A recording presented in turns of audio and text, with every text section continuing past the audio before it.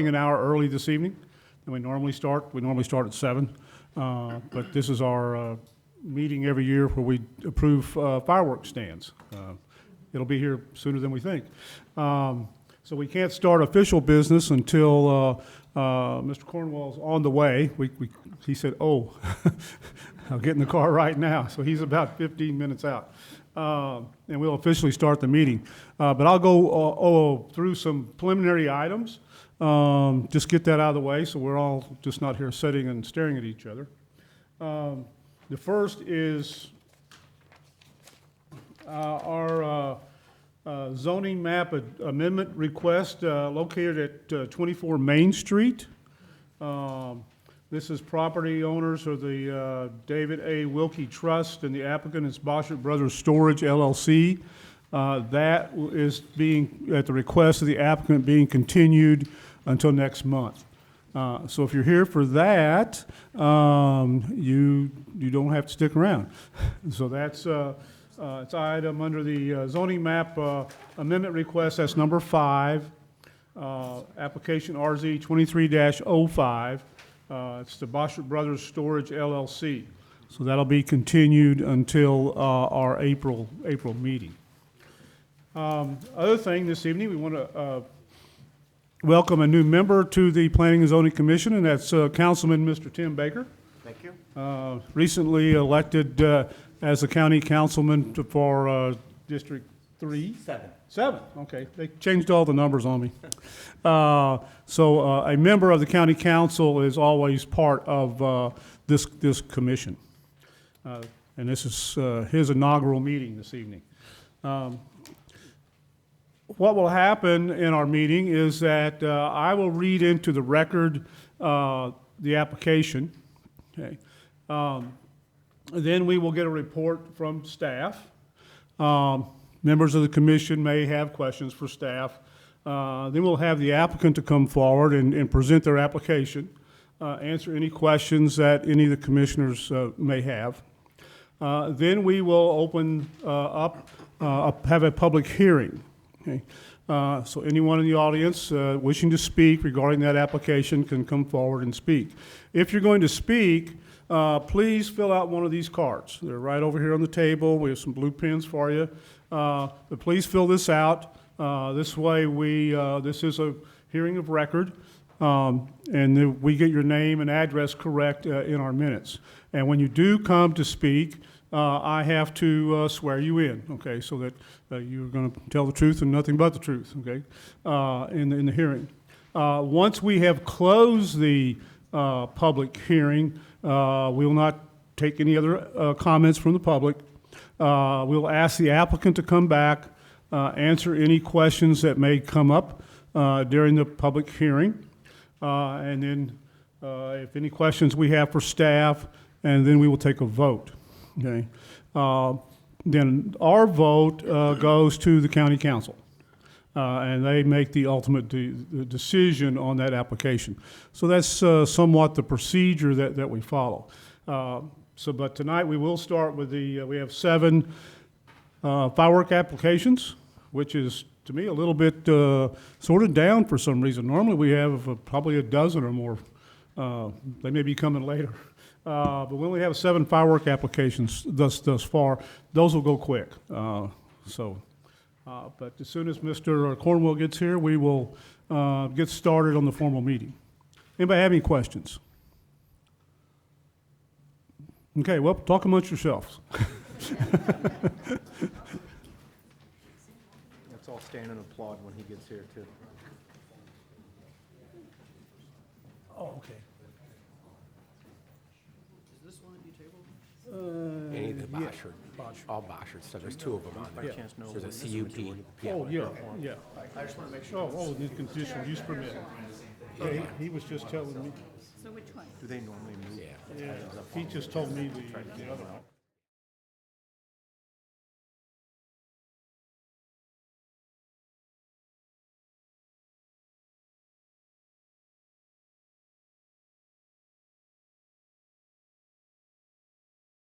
(3-04), that's also being continued. Those 2 applications are tied together. So Number 9, that will be continued till next month. Why don't you give me some of those numbers? I'll try calling them too, Roger.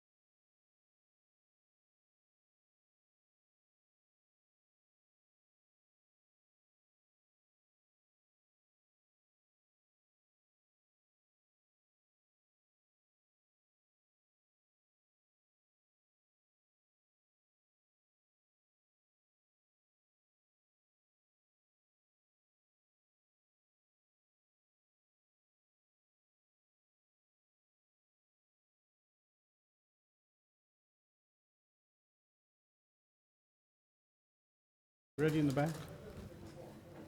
Better let them know we're ready to go.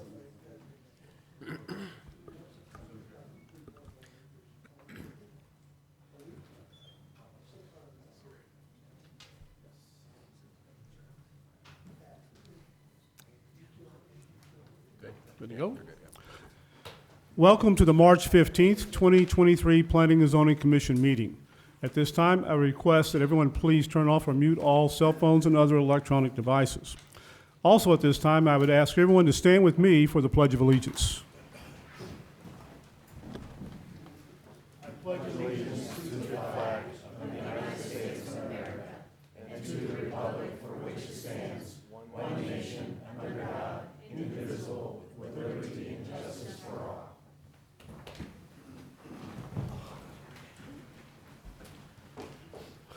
Applications for temporary fireworks stands heard during tonight's meeting will be voted on by the Planning and Zoning Commission.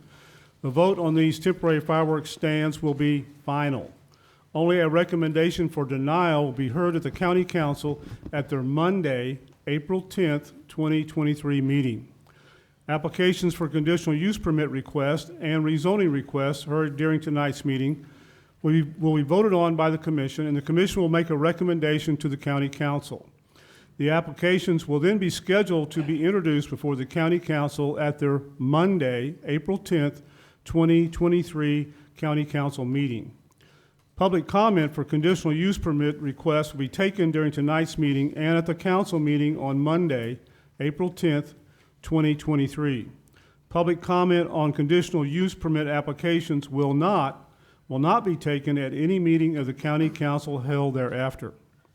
The following documents are introduced as a matter of record for this evening's public hearing and the regular meeting of the Planning and Zoning Commission. Those documents are the Unified Development Ordinance of St. Charles County, including zoning maps, and the year 2030 Master Plan for St. Charles County, which includes the year 2030 Future Land Use Plan map. I see that we have a quorum. Is there a motion to open the meeting? So moved. Is there a second? Second. All in favor, sign aye. Aye. Okay, now we can get started. The first thing on our agenda is the election of officers for this coming year for the Planning and Zoning Commission. Those officers are Commission Chairman, Commission Vice Chairman, and the Commission Secretary. Is there a motion to nominate someone for the position of Commission Chair? Mr. Chairman, I move that we move this to the end of the meeting. Okay, I second. second. All in favor, sign aye. Aye. Okay.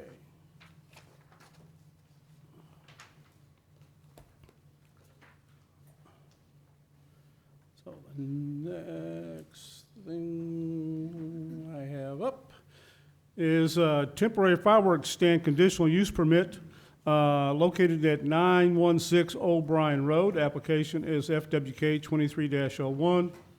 Got to approve the fireworks first thing first. Oh, that's right, we Yeah. got the changes. I've already announced those, I've already announced the changes. Changes are additions to the agenda, make this a matter of the record. RZ 23-05 has been continued to the April meeting, and CUP 23-04 has been continued to the April meeting. And then we need to approve this too. Oh, yeah, that's right. Next thing is approval of the 2023 fireworks stand regulations. Staff, any changes, additions, deletions, or corrections to the firework regulations? No, they're the same as last year. Okay, yes. Any, It's not, I don't think it's on. They are the same as last year. They incorporated the International Fire Code standards. And just so everyone's clear, when the permits are applied for to building code enforcement, these are the standards that Building Code Enforcement Division of the county will be reviewing, along with the local fire departments. They may have their own review as well, depending on the fire district. any questions for staff regarding the 2023 fireworks stand regulations? Hearing none, is there a motion to approve the 2023 firework stand regulations? So moved. Mr. Fromm, Second. Mr. Shell, all those in favor, sign aye. Aye. Okay, those pass. Okay, first up is applicant for temporary fireworks stand, conditional use permit located at 916 Old Bryan Road. The application is FWK 23-01. Property owner applicant is Wesley Godar. Zoning is C2 General Commercial District. Location on the east side of Old Bryan Road, approximately 620 feet north of Veterans Memorial Parkway, adjacent to the city of O'Fallon, located in Council District 4. Staff. So this property has had a fireworks stand on it since 2018. We have received no complaints on this property in the past. And staff does have two conditions for this conditional use permit that we're requesting. Is that the proposed use shall substantially comply with the attached concept plan, and that this use shall comply with all of the fireworks stand regulations you all just passed. Okay, any questions for staff? Okay, applicant come forward. The applicant here. Thought he was here. There he is.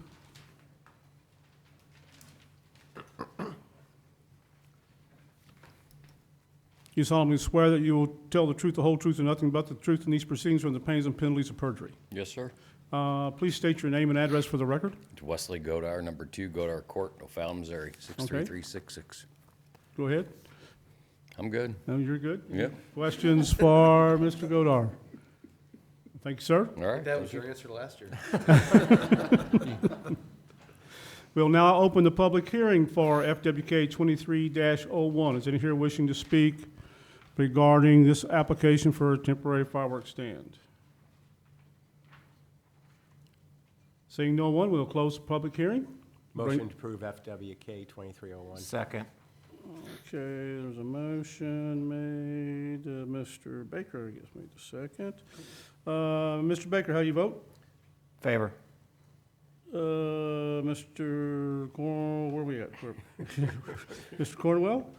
Yes. Mr. Fromm? Yes. Mr. Shell? Yes. And I vote yes. Okay. Next up is temporary fireworks stand conditional use permit located at 3120 West Clay Street. Application FWK 23-02. Applicant is Bad Boys Fireworks, Jay Davidson. Property owner is TGL Properties LLC. The zoning is C2 General Commercial District on the northeast corner of the intersection of West Clay and Goffway Street near the city of St. Charles, located in Council District 6. Staff. We've had a fireworks stand at this location since 2019. Staff has received no issues or complaints from the property. The proposed use, we're recommending conditions that they comply with the attached concept plan and the 2023 fireworks stand regulations. Okay. Any questions for staff? Ask the applicant to come forward.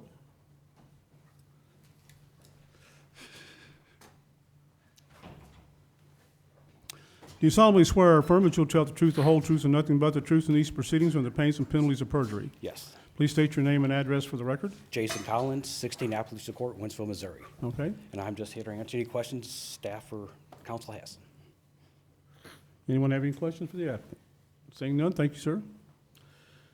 We'll now open the public hearing for FWK 23-02, temporary fireworks stand conditional use permit located at 3120 West Clay Street. Anyone wishing to speak? Seeing no one, we will close the public hearing and bring it back to the commission. Is there a motion to approve FWK 23-02? Motion. Motion, Mr. Cornwell. Is there a second? Second. Mr. Shell made the second. Okay, let's see. Mr. Fromm, how do you vote? Yes. Mr. Cornwell? Yes. Mr. Shell? Yes. Mr. Clary? Yes.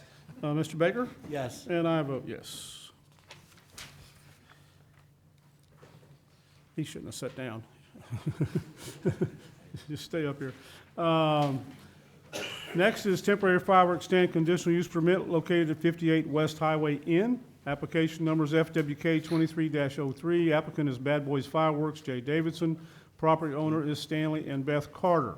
Zoning is C2, General Commercial District, located on the south side of West Highway Inn, approximately 350 feet west of Barron Lane, near the city of Wentzville, located in Council District 2. Staff. This location was first started in 2021 for fireworks. We've had no issues with the property, no complaints, and staff recommends that the use shall comply with the attached concept plan and that the uses shall comply with the 2023 fireworks stand regulations. Any questions for staff? Hearing none? Okay. You solemnly swear or affirm that you'll tell the truth, the whole truth, and nothing but the truth in these proceedings or in the pains and penalties of perjury? Yes. Please state your name and address for the record. Jason Collins, 16 Absolute Court, Winslow, Missouri. Okay. And just here to answer any questions. Any questions for the applicant? Seeing none, thank you, sir. We will open the public hearing for FWK 23-03. Anyone here wishing to speak regarding this application for a temporary conditional use permit for a fireworks stand? Anyone? Seeing no one, we'll close the public hearing, bring this back to the commission. Motion to approve FWK 2303. Mr. Fromm made the motion. Is there a second? Second. Mr. Cornwell made the second. Mr. Baker? Yes. Mr. Cleary? Yes. Mr. Fromm? Yes. Mr. Shell? Yes. Mr. Cornwall? Yes. And I vote yes. Next is temporary fireworks stand conditional use permit located at 21 East Highway N. The application is FWK 23-05. The applicant is Merrimack Specialty Company. Property owners, the Baker Family Company 2, or the second, I guess, LLC. Zoning is C2 General Commercial District, located on the northeast corner of Highway N and Highway Z near the city of Wentzville, located in Council District 2. Staff. This property has had a fireworks stand since 2015.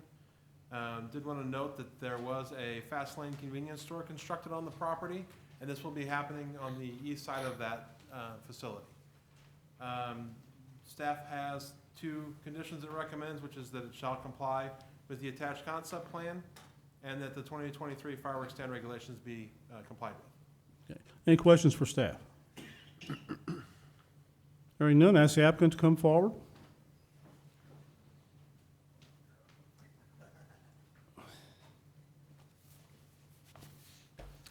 You solemnly swear or affirm that you'll tell the truth, the whole truth, and nothing but the truth in these proceedings or in the pains and penalties of perjury. Yes, I do. Please state your name and address for the record. Tom Dixon, P.O. Box 305, Arnold, Missouri 63010. Okay, And this is the same location we've operated in the past. As staff said, the convenience store was developed in part of the lot, so we've moved on to the remaining part of their property.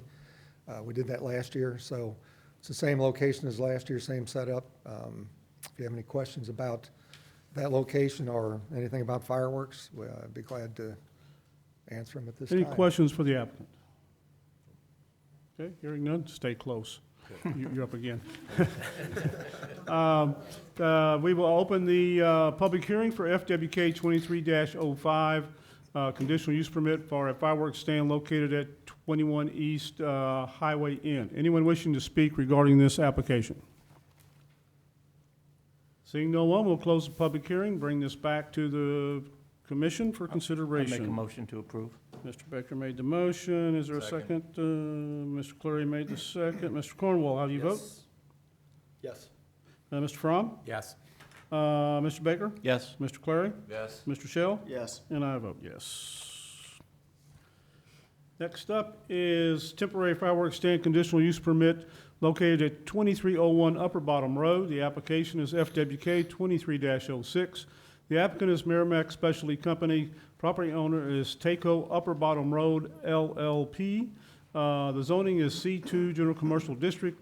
The location is on the northwest corner of Upper Bottom Road and Highway 364 near the city of St. Charles, located in Council District 7. Staff. Fireworks stand has been on this location since 2018. Staff has received no complaints on this property. Staff has two conditions that it would like to impose: that the proposed use shall substantially comply with the attached concept plan, and that it follow all of the 2023 fireworks stand regulations. Any questions for staff? Okay. Ask the applicant to come forward. Do you solemnly swear or affirm that you'll tell the truth, the whole truth, and nothing but the truth in these proceedings or in the pains and penalties of perjury? Yes, I do. Please state your name and address for the record. Tom Dixon, P.O. Box 305, Arnold, Missouri 63010. Okay. Again, this is a location we've operated in the past, Everything's going to be the same as how we've operated in the past, so if you have any questions, I'd be glad to answer them at this time. Any questions for the applicant? Seeing none, we will now, stay there. We will now open the public hearing for FWK 23-06, conditional use permit request for a temporary fireworks stand located at 2301 Upper Bottom Road. Anyone wishing to speak regarding this application? Seeing no one, we'll close the public hearing, bring this back to the commission for consideration. Is there a motion to approve FWK 23-06? I make a motion to approve. Mr. Cleary, motion. I'll second. Mr. Baker made the second. Mr. Fromm, how do you vote? Yes. Mr. Shell? Yes. Mr. Cornwell? Yes. Mr. Baker? Yes. And Mr. Cleary? Yes. And I vote yes. Okay. Next is temporary fireworks stand conditional use permit located at 3707 Veterans Memorial Parkway. Application is for FWK 23-07. The applicant is Merrimack Specialty Company. Property owner is 3707 Veteran Memorial Parkway Holdings LLC. The zoning is C2 General Commercial District. Location is on the southeast corner of Arco Drive and Veterans Memorial Parkway, adjoining the city of St. Charles, located in Council District 5. Staff. This location has had a fireworks stand since 2020. We have received no complaints about this property. The proposed use shall be substantial, staff recommends that the conditional use permit have conditions that the use shall substantially comply with its attached concept plan, and that they shall comply with all 2023 fireworks stand regulations. Any questions for staff? I ask the applicant to come forward. We have to do this every time. I know. You solemnly swear or affirm that you will tell the truth, the whole truth, and nothing but the truth in these proceedings or the pains and penalties of perjury. Yes, I do. Please state your name and address for the record. Tom Dixon, P.O. Box 305, Arnold, Missouri 63010. Any questions for the applicant? Hearing none, we will now open the public hearing for temporary fireworks stand conditional use permit, FWK 23-07 for a fireworks stand located at 3707 Veterans Memorial Parkway. Anyone wishing to speak regarding this application? Anyone? Seeing no one, we'll close the public hearing and bring this back to the commission for consideration. Is there a motion to approve application FWK 23- So moved. So moved. Mr. Baker made Second. motion. Mr. Shell made the second. Mr. Cleary, how do you vote? Yes. Mr. Fromm? Yes. Ms. Kirchner? I'm going to abstain. You're going to abstain? Okay. Mr. Cornwell? Yes. Where am I at? Mr. Baker? Yes. Mr. Shell? Yes. And I vote yes. Okay. Next on the application is temporary fireworks stand conditional use permit request located at 1250 Mexico Road. Application is FWK 23-08. The applicant is Merrimack Specialty Company. The property owner is JMZ3 Real LLC. Zoning is I1, Light Industrial District. Location is on the northwest corner of the intersection of Mexico Road and Highway A, adjacent to the city of Wentzville. Staff, located in Council District 1. Staff. There's been a temporary fireworks stand on this property since 2015. County has received no complaints for this property. County staff recommends two conditions for this permit: that the proposed use shall substantially comply with the attached concept plan, and that they shall comply with all 2023 fireworks stand regulations. Any questions for staff? Hearing none, I ask the applicant to come forward. You solemnly swear or affirm that you'll tell the truth, the whole truth, and nothing but the truth in these proceedings or in the pains and penalties of perjury. Yes, I do. Please state your name and address for the record. Tom Dixon, P.O. Box 305, Arnold, Missouri 63010. Any questions for the applicant? Hearing none, we'll now open the public hearing for FWK 23-08. This is a conditional use permit for a fireworks stand, temporary fireworks stand located at 1250 Mexico Road in Council District 1. Anyone wishing to speak regarding this application? Anyone? Seeing no one, we'll close the public hearing, bring this back to the commission for consideration. Is there a motion to approve FWK 23-08? So moved. Mr. Fromm made the motion. Is there a second? Second. Mr. Cornwell, I'll give you Mr. Shell, how do you vote? Yes. Mr. Baker? Yes. Mr. Clary? Yes. Mr. Cornwell? Yes. Mr. Fromm? Yes. Ms. Kirchner? Yes. And I vote yes. Thank you, sir. Okay. Now, we're done with fireworks. We can go a little slower. So you think. Pardon? So you think. Yeah. Fireworks stands. Right. The next item on our agenda is zoning map amendment request located at 2501 South Highway 94. The application is RZ 23-01. Property owners are Larry Ray Winkler and Tiffany Jean Winkler. Applicant is Tiffany Winkler. The current zoning district is A agricultural district, 5-acre minimum lot size.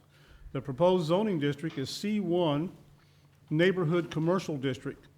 The 2030 master plan recommends rural residential and agricultural tourism uses. The parcel size is 1.18 acres. This is two parcels together. The location is on the southwest corner of South Highway 94 and Highway F, 1.2 miles north of Defiance, located in an unincorporated part of St. Charles County, and the city of Defiance is unincorporated. Located in Council District 2. Staff. As you said, the subject site currently sits at the corner of South Highway 94 and Highway F. Previously, there was a single-family residence there that was destroyed by the 2021 Defiance tornado. The applicant had a one-stop meeting with staff regarding putting a commercial farm stand there, but that due to the size of the subject property, finding a place to produce half their products and constructing a structure for the farm stand was difficult, leading to this rezoning application. The applicant has indicated that they plan to use this property for building a small meat/produce retail store. However, staff reviews rezoning cases by the list of potential uses rather than any specific use, as rezoning would grant a list of new uses, none of which the applicant would be bound to. South Highway 94 is the main thoroughfare through Defiance, and it could potentially be a location for a small commercial development that adds rural character to the area. However, the size of the subject site does not lend itself well to commercial zoning, and the two lots in this case would need to be combined. Therefore, staff recommends denial of the zoning change due to the 2030 master plan indicating future rural residential uses at this location and the adjacent properties being agriculturally zoned, as well as the property not being suitable for agritourism uses. Any questions for staff? Hearing none, we'll ask the applicant to come forward.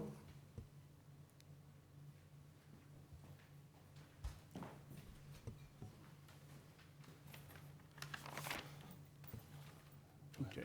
You both going to, here, I need to swear you both in. Oh, Okay. yes. You solemnly swear or affirm that you'll tell the truth, the whole truth, and nothing but the truth in these proceedings from the pains and penalties of perjury. Yes, sir. Please state your names and address for the record. Larry Winkler, 249 Highway F, Defiance, Missouri, 63341. Tiffany Winkler, 249 Highway F, Defiance, Missouri, 63341. Okay, go ahead. Our goal here, the business scope here on this is to provide the community and the tourist quality products and produce from the local farmers in the area. What we're doing is just wanting to put up a little farm stand there. We're just going to go through here. Right down the road at 380 Highway F and at 249 Highway F, we raise our own Angus and Wagyu prime beef, as well as some hogs. When our kids are doing the 4-H projects, we throw a few in there and sell those as well. What we want to do is kind of just bring everybody in the area that also homestead their own products at their place, chickens, eggs, some raw milk, stuff like that, just to the area. We're not going to pick up any additional traffic. All we're doing is just capturing the traffic that's already coming through. The employee rate is going to be all basically family or friends, 4 to 5 employees at any given time. We project our the busiest times are going to be most likely going to be summer and fall during that type of season. We do believe that it is still an agricultural tourism facility that we're going to put there. It's going to be agriculture in the sense of the animals and stuff that we're bringing to the market.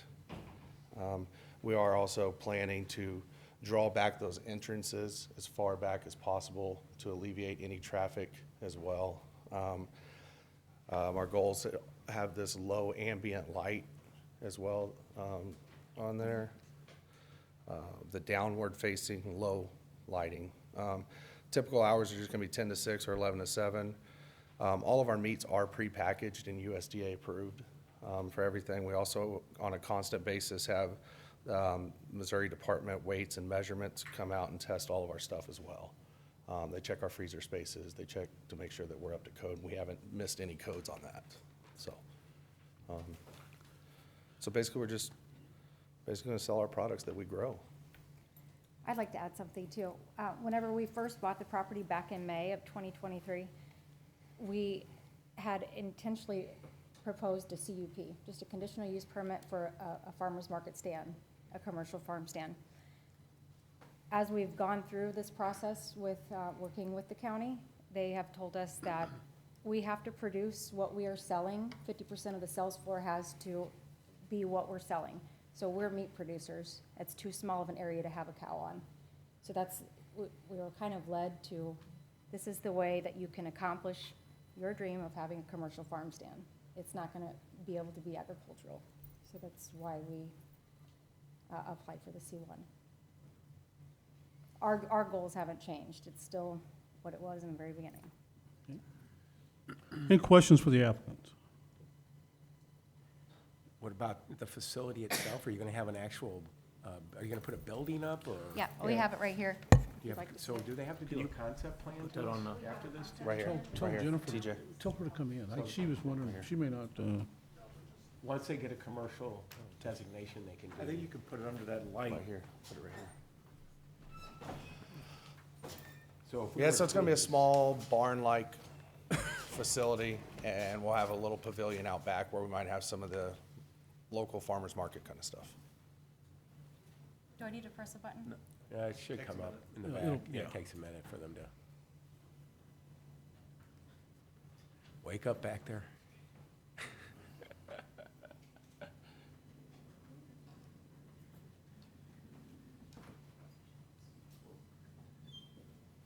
And then how are you gonna handle traffic, just as a, So right now, there's in a, and out.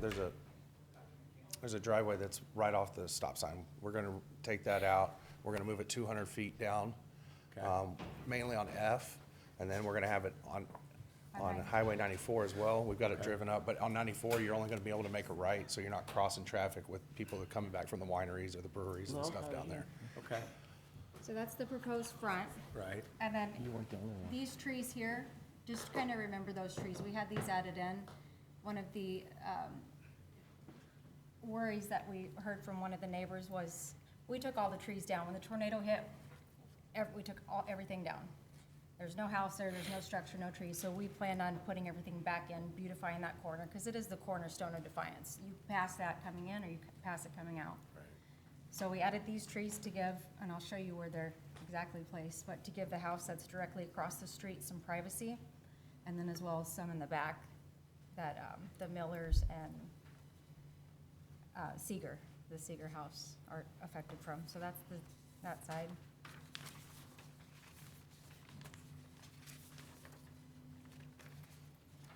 That's the side of it.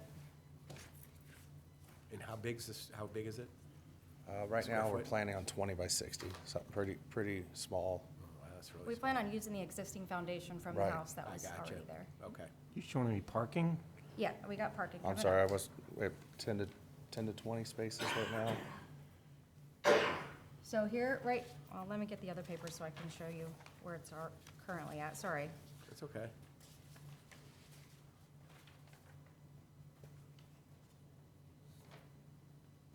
Did I forget it? Okay. So right now, like this is the stop sign right here. Right now, the driveway is here.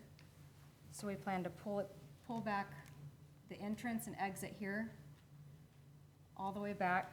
That's the furthest corner of the property.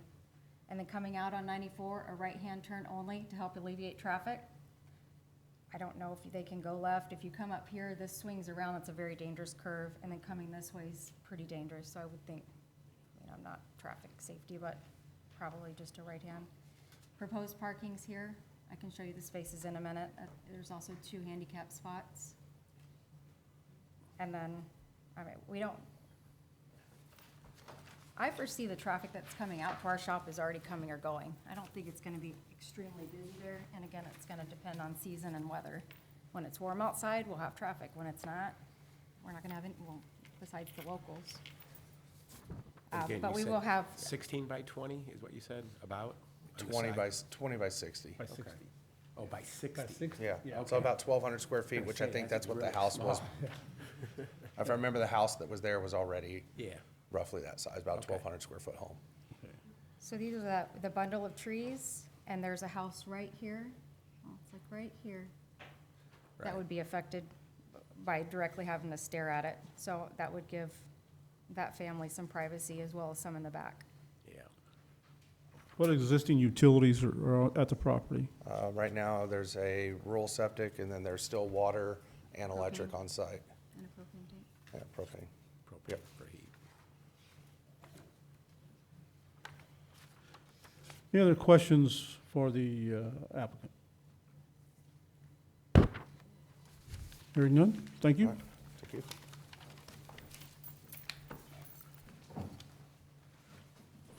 We will now open the public hearing for zoning map amendment request located at 2501 South Highway 94. Anyone wishing to speak?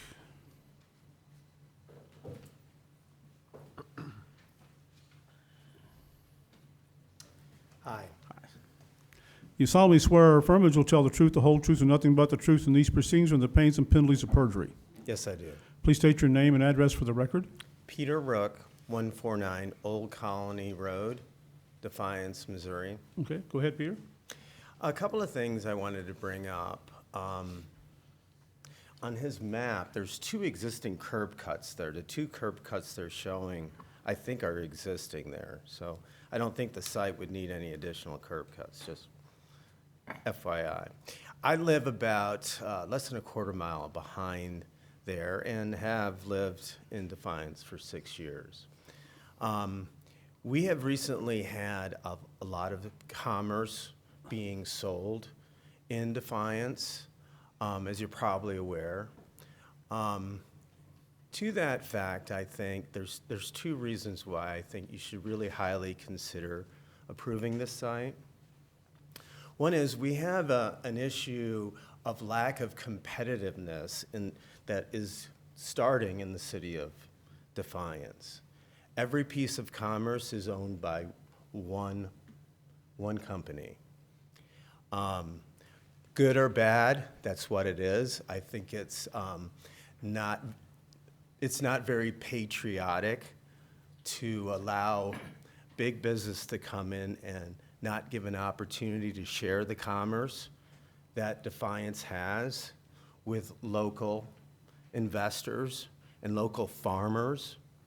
I know New Melle has embraced significantly the regenerative farming activities that are going on in New Melle, and they have opened a co-op, and there's other entities that are forming to facilitate this type of commerce. I think we all agree that it's healthy for everybody. It's also a way to drive inherent commerce in the Defiance and New Melle area, because there are people that are growing their own products and they have a market for those products. And it's called fresh vegetables and fruits and meats, pork. So whatever you decide, I would just like to say that in the long and short, big picture wise, I think it would behoove you to consider projects like this from local people that are going to grow and sell products to local neighbors. Okay. Thank you very Thank you, much. sir. In our sort of, not our normal start to the meeting, I forgot to, with large crowds, please limit your comments to 3 minutes, okay? And if, once we get several people coming up and everyone's talking about the same subject, I will remind people that we know about traffic and we know about lights or planting of trees. So that's, remember, 3 minutes and try not to be repetitive. Anyone else wishing to speak regarding zoning map amendment request, RZ 23-01? Okay. Yep, come on, sir, you can just come right up here and wait. You can stand right, no, you're fine. You beat him up here. You're on deck. Please raise your right hand. You solemnly swear or affirm that you'll tell the truth, the whole truth, and nothing but the truth in these proceedings under the pains and penalties of perjury. I do. Please state your name and address for the record. My name is Joseph Kester. I live at 2440 South Highway 94 in Defiance, 63341, and have property in Augusta, Missouri as well. Okay, go ahead, sir. So I rise here just to come and support the Winklers and their project. I moved in that area. I'm from St. Charles County, but I moved down there because my understanding was that the master plan was going to support local-owned businesses, cottage industries, artisanal things. This is the exact kind of thing that I'd like to see and have something close by to buy produce and milk and meat products and things from. Right now I have to go about 6 miles or whatever up the road to Double D Market, and they often have like short hours and things. So I just wanted to come and say I support it. I'm close. I get a baseball over to the property. I'm right there. And yeah, I would encourage you guys to consider voting in favor. Okay, thank you, sir.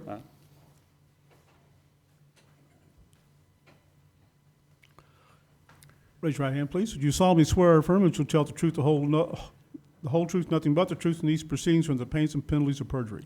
I do. Please state your name and address for the record. I'm Larry Smith, 431 Highway F, Defiance, 63341. Go ahead, Mr. Smith. Yeah, I just wanted to say that I wholeheartedly am in favor of this venture to make local produce available to the neighborhood, local products. No, anyway, I just wanted to say I approve. I live a very short distance away, and I'd like to see it there. It's kind of something not totally unique, but you know, we're not talking about putting a McDonald's up here or something like that. It's something that's quaint, which fits in with the neighborhood. So anyway, I approve. Thank you. And hopefully you will too. Thank you. Anyone else wishing to speak regarding RZ 23-01?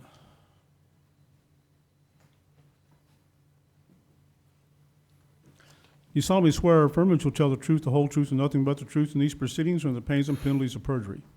I do. Please state your name and address for the record. My name is Chris Roth. I represent 2546 South Highway 94, the Roth Family Residence Trust. Okay, go ahead, sir. I guess I'll be the dissenting vote here. All the people here in this room haven't lived close to that location. We're within 200 feet of that location for over 60 years. That is a holy, W-H-O-L-E, holy residential neighborhood, not commercial. Couple questions. One is, they don't have sewers. I don't know how you're gonna get around, or how they expect to get around the whole sewage thing. Don't know, not my problem. The other thing is, I get it, businesses, I'm good with that. I don't wanna squash anybody's hopes, dreams, or aspirations, but did anybody do their due diligence with P&Z before this all went down? And now, the neighbor straight across, they come down with COVID, they had been here tonight, he'd have been yelling and screaming. Guys behind, they're not approve of it. People I represent, people behind our property do not agree with none of this.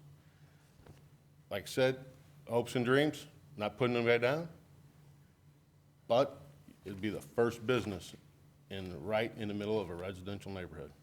Just saying. Thank you, sir.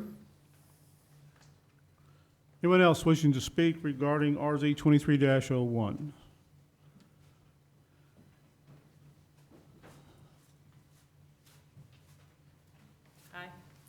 Lucy Smith, 431. Hold on.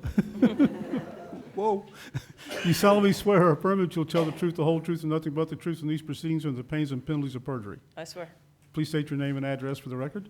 Lucy Smith, 431 Highway F, resident for close to 30 years, and live pretty close by. I'm a retired MoDOT engineer, worked in traffic for, I don't know, 10 or 15 years. I recently just looked at the site distance, excellent site distance where they plan to have their access points. So I don't know if anything's changed in requirements on distance from the stop sign, but I support that. And I also am excited about, as others have said, so I won't do all the repeating on, you know, getting progress on local, selling local, and it's nice to know where your meat is coming from and being raised. Okay, thank you, ma'am. That's it. Anyone else wishing to speak regarding RZ 23-01? Anyone? Seeing no one, we will, oh, here we go. Under the wire. I don't move that fast. Me either.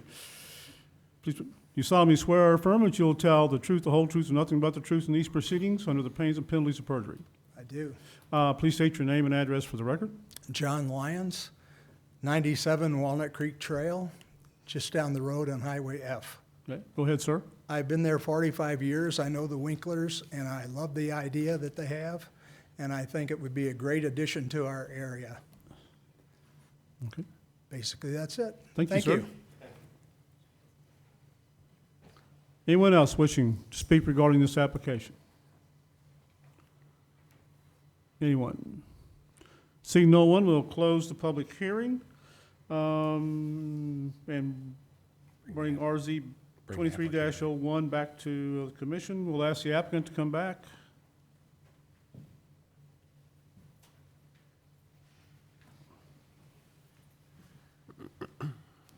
Anyone have any questions for the applicant? Yes, Ms. Kirshner. I do. I like the idea of your building, what it looks like and all that. I think it's great. But have you made provisions for any kind of equipment that'll be sitting around outside? Wheelbarrows, pallets, anything like that? That will not be... Are you talking like maybe a storage shed or something like that? Yes, or is there room in the shed, the building that you're putting up? I think there's room, but there's also another slab that we could build on, that's already on the property, The designs. at the inside of it. On this one right here, we did. I'll have to ask them. Sorry, I if you got can it. hit that No, awesome I button. got it. It's good. I got it. Right here, right there, there is a slab right there that we were gonna put up some kind of shed for utensils and our Equipment. equipment and stuff. Have mowers and all kinds of things. Well, I only live about 100 yards away. We live right behind it as well. Is it right there? I mean, that sweet zero turn is gonna stay in my garage, so. That was just my question. Yes, about ma'am. Thank you. Exterior items. Upkeep and stuff like that. Yes, ma'am. Thank you. So just so I understand, at the bottom, the double line is essentially the driveway? Right I here. think it was, F. I think it was the old Colony or old F highway. It was a road at one point, right here. That was a cut through before, Yeah. a long time ago. Okay. So that, but now it's just, dirt and grass right now. Is that part of the property? It is. Part It's, of the that's property? that second parcel. So we got one parcel see. here, and that's that second parcel that makes it two. And we'll go through the,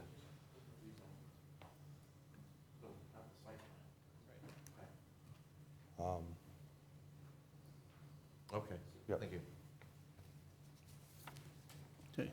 I've got a question.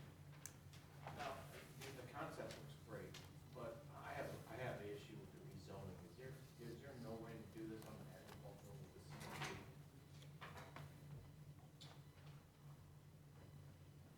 Can you hear me? Okay. Our first thing we looked at was, is this possible to do under the existing agricultural zoning? So we looked at, as you were saying, a farm stand and a commercial farm stand, but both of those definitions are basically is on-site. You have a farm, on that farm, your have a farm stand. So we even looked at the possibility of, is there a way to intensively use a small parcel of land for production, which you sometimes see in urban areas. You see like urban agriculture and vegetables and fruits and chickens and things like that. That's a possibility, but that's also really hard on just 1 acre. I don't see any alternative to do this facility under agricultural zoning. The parcel's small for agricultural, you know, it's an acre. It's hard to use it for agricultural purposes under the existing agricultural zoning. There was a house there and was destroyed by the tornado, so that's where we're at with this. Robert, let me ask this. They're not obviously contiguous, or I guess there'd be a way of putting them together. Yeah. But couldn't you have continuity in use with the same ownership, which is frequently done in appraisal and business situations where properties are not adjacent, but they're tied together? As I understand it, the production is across the road, it's on the other side. We don't live very far at all. That's why we originally wanted to just keep it. Right. I mean, we are producing everything. We have 2 properties on Highway F. Our house is, I mean, we can see it from, The 380 is on the same side of the road. There is 2 properties in between. One of them is an acre, and it's mainly just a creek. And then there's another property that is elongated down the highway, and it has a driveway that cuts back about 500, 600 feet. So they do not touch, but they are on the same side of the road. Yeah. And it would seem in terms of use, they're serving the same purpose, correct? Well, my thought is if they were contiguous, you could extend that use Sure, to say as sure, part of that'd the be old obvious, farm yeah. operation. I could definitely see that. But seeing that part of it is across the way and part of it's down a little bit, it's hard for me to just say this is part of the farm. I think that's where we're at. I mean, with commercial development, but in residential, your setbacks are gonna be what? I think it's 10 or 15 feet. Yeah. Yeah, their proposal is for C1 neighborhood commercial district. It's not C2 general business district. So under C1, you could basically do offices, retail, and some neighborhood uses like services. And let me review the setbacks, make sure. The side yard is 10 when not adjoining a commercial property, and the rear yard is 15 when not adjoining a commercial property. Okay. Is there any requirements as far as infrastructure upgrades with the zoning this? Can it be on septic, or does it have to be on sanitary service? It could be on septic. The parcel is awfully small for septic use. In fact, the barest minimum we can do for septic is on a case-by-case basis. We can go down to 1 acre. And this, if you combine both parcels, they would be just over 1 acre. So they could barely make a septic system work on this site, but it's it possible. has a septic system on it. Yeah, I just didn't know if there For was, residential. because Oh, you're okay. triggering a rezone, if Gotcha, that's okay. causing you to have to upgrade. So, Yeah. But Robert, looking under the conditional uses, it just says convenience store, which goes on to say, which may include the sale of gasoline and/or automobile car wash, limitation of 5,000 gross square feet. So, I mean, when you see convenience store, I'm thinking of QT, but it just says convenience store. It doesn't give any further definition. Well, there's a different use category. It's under R, I think it's for retail. Let me find this here. Retail store, this is under permissive uses. Retail store including antiques, art and hobby supplies, books and magazines, candy, nut and confectionery, etc. Dry goods, gifts, novelties, pastries. There's a whole listing there. You know, since they're not selling gasoline, and it's not really a traditional convenience store, I don't know if I would put it in that classification, because it doesn't seem like it'd have the traffic. It's more like a meat market, I think. It is. Right. Is really what it'd be. It'd be convenient. It would be convenient. A convenient meat market, let's say, yeah. New definitions. So, Robert, I've obviously familiar with this area really well and had phone calls all week about this.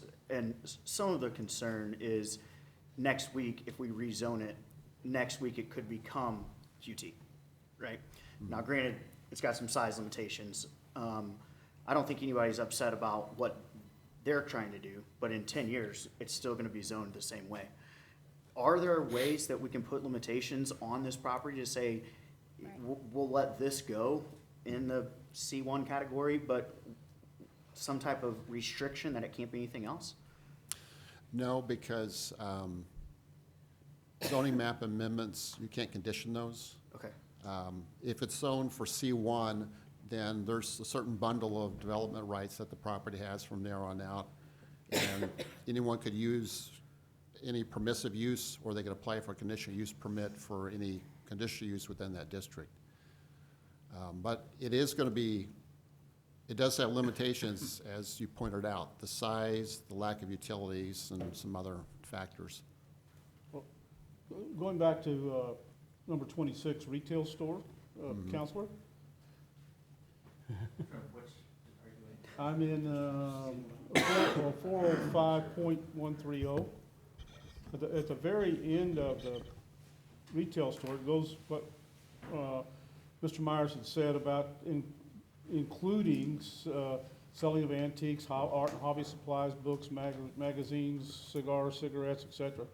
And you get on down to the very last, it says, sporting goods, stationery, and toy shops, in connection with, there shall be no slaughtering of animals or poultry, nor commercial fish cleaning or processing on the premises.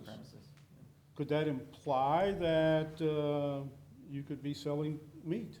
Because you have an exclusion that you can't process it on the, slaughter it on the premises. Oh, I see what you're saying, in terms of, it sort of implies you just can't do the slaughtering there in the present, but it implicates there could be some sort of meat sales there. I see what you're saying, I mean, without providing advice to individual Yeah. citizens or anything like that, I would agree with that interpretation, yes. Okay. That's a tough business, I don't want to get in. No. We're having fun. I know, I don't,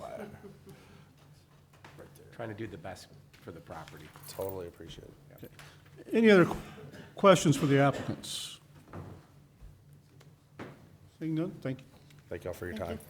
We'll bring RZ 23-03 back to the commission for consideration. Any other questions for staff? Actually, I do have a question for the applicant, if you can come back up. Applicant, could you come back up? Hey, Mr. applicants, Mr. could you Winkler? come back up? Oh.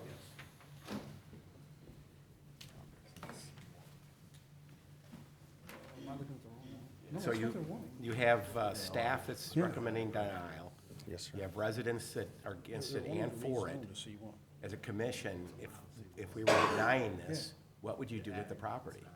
If you can't use it for this? If you didn't, I don't want to What think about. can you use for that? What can I use it that for? property for? I could, We could have farmers markets on it, I could have farmers markets. have I could- random tents go up I mean, instead would of you put just a house on it? I mean, there was a house on it before, I know, right? but that wasn't, no one's gonna wanna buy that lot for a home, Yeah. right there with that. Yeah, I'm What driven, what I I would know. do, if we had to do it, I'd probably throw a bullpen up.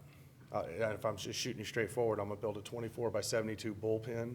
Now I've got a daggum bovine animal on the property. Yeah. I'll throw up, a feedlot. no, I can't throw up a feedlot, it's too close to another home, but I'd probably throw up a bullpen. Okay. And then I'll throw up a little pavilion, I'd get that approved, obviously, and then probably just do some farmers markets out of it. Okay, all right. Okay. Yep, Thank you. that's the only thing I can think of. Yeah. Got it. Anything Thank else? you. Nope, that's it. All right, thank you.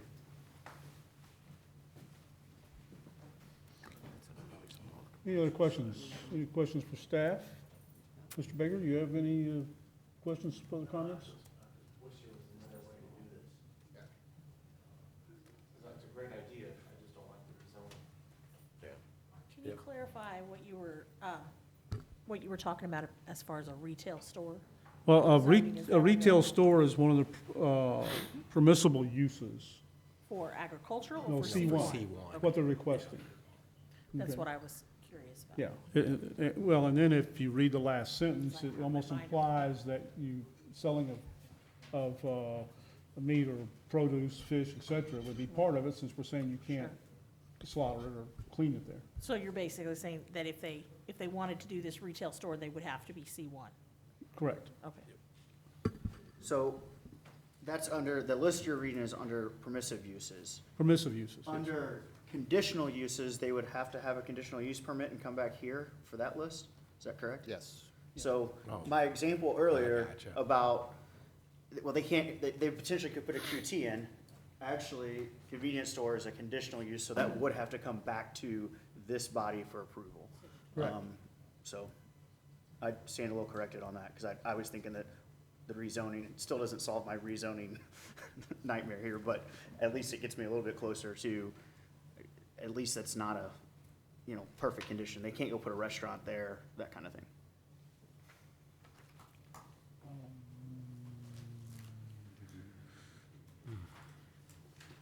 Yeah. Restaurant, fast foods, that'd all be Conditional. conditional. Yeah, liquor, wine, convenience stores, bed and breakfasts, auto fuel sales, restaurants, that would all be conditional. Yeah. So. And then, Robert, this is obviously the rezoning, so this doesn't take into consideration, site plans and buffers and things of that nature, trees and all that kind of stuff, that's down the line, right? Correct.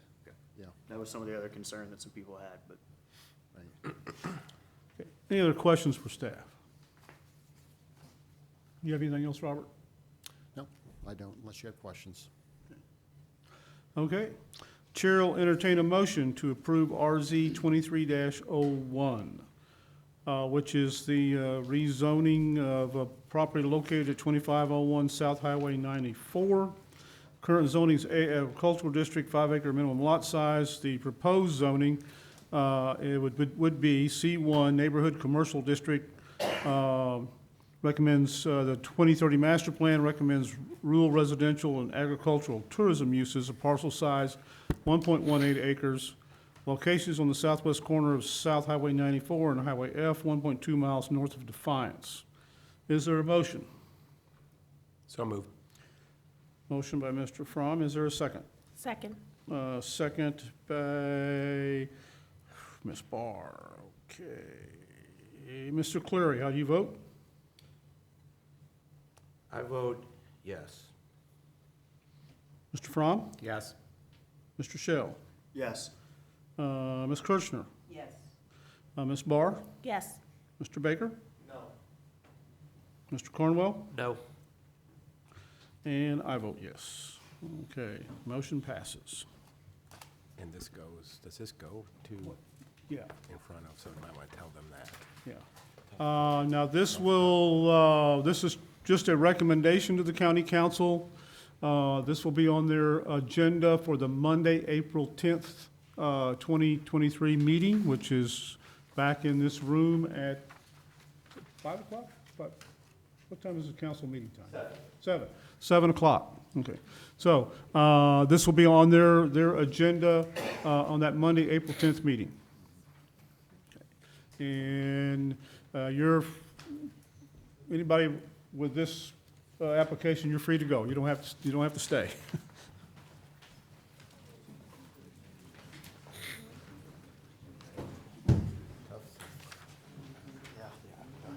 Okay.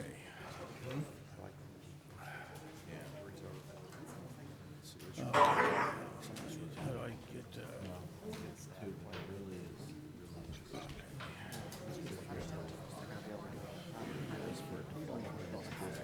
man.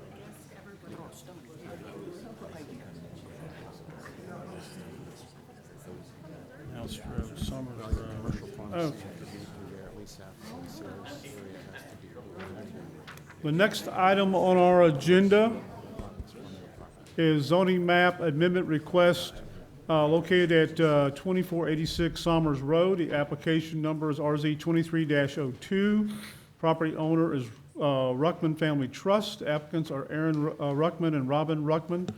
The current zoning district is A agricultural district, 5-acre minimum lot size. The proposed zoning district is R1E, single family residential district, 7,000 square foot minimum lot size. The 2030 master plan recommends low-density residential, 1 to 4 dwellings per acre. The parcel size is 2.48 acres. The location is on the east side of Somers Road, approximately 0.35 miles north of Highway Double D, adjacent to the city of O'Fallon. This is located in Council District 2. Staff. Yeah, as mentioned, can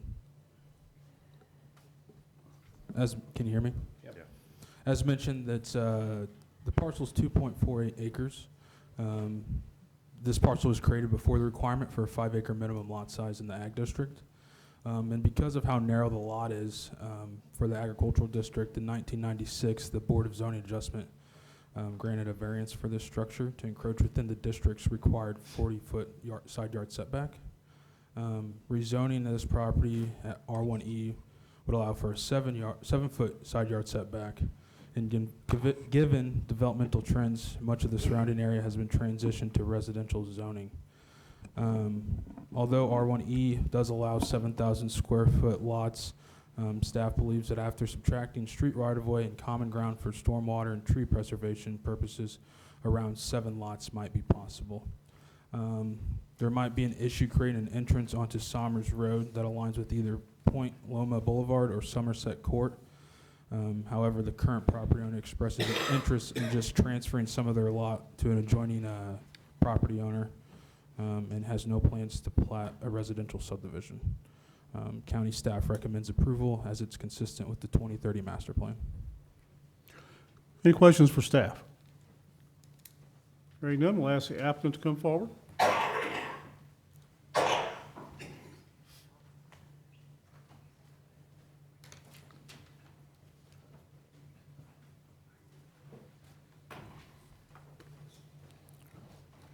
Do you solemnly swear or affirm that you'll tell the truth, the whole truth, and nothing but the truth in these proceedings under the pains and penalties of perjury? I do. Please state your name and address for the record. Charles Wardle, 221 Point West Boulevard, St. Charles, Missouri, 63301. Okay. Would like to thank staff that did a great job, and I'm here to answer any questions from the council. Any questions for the applicant?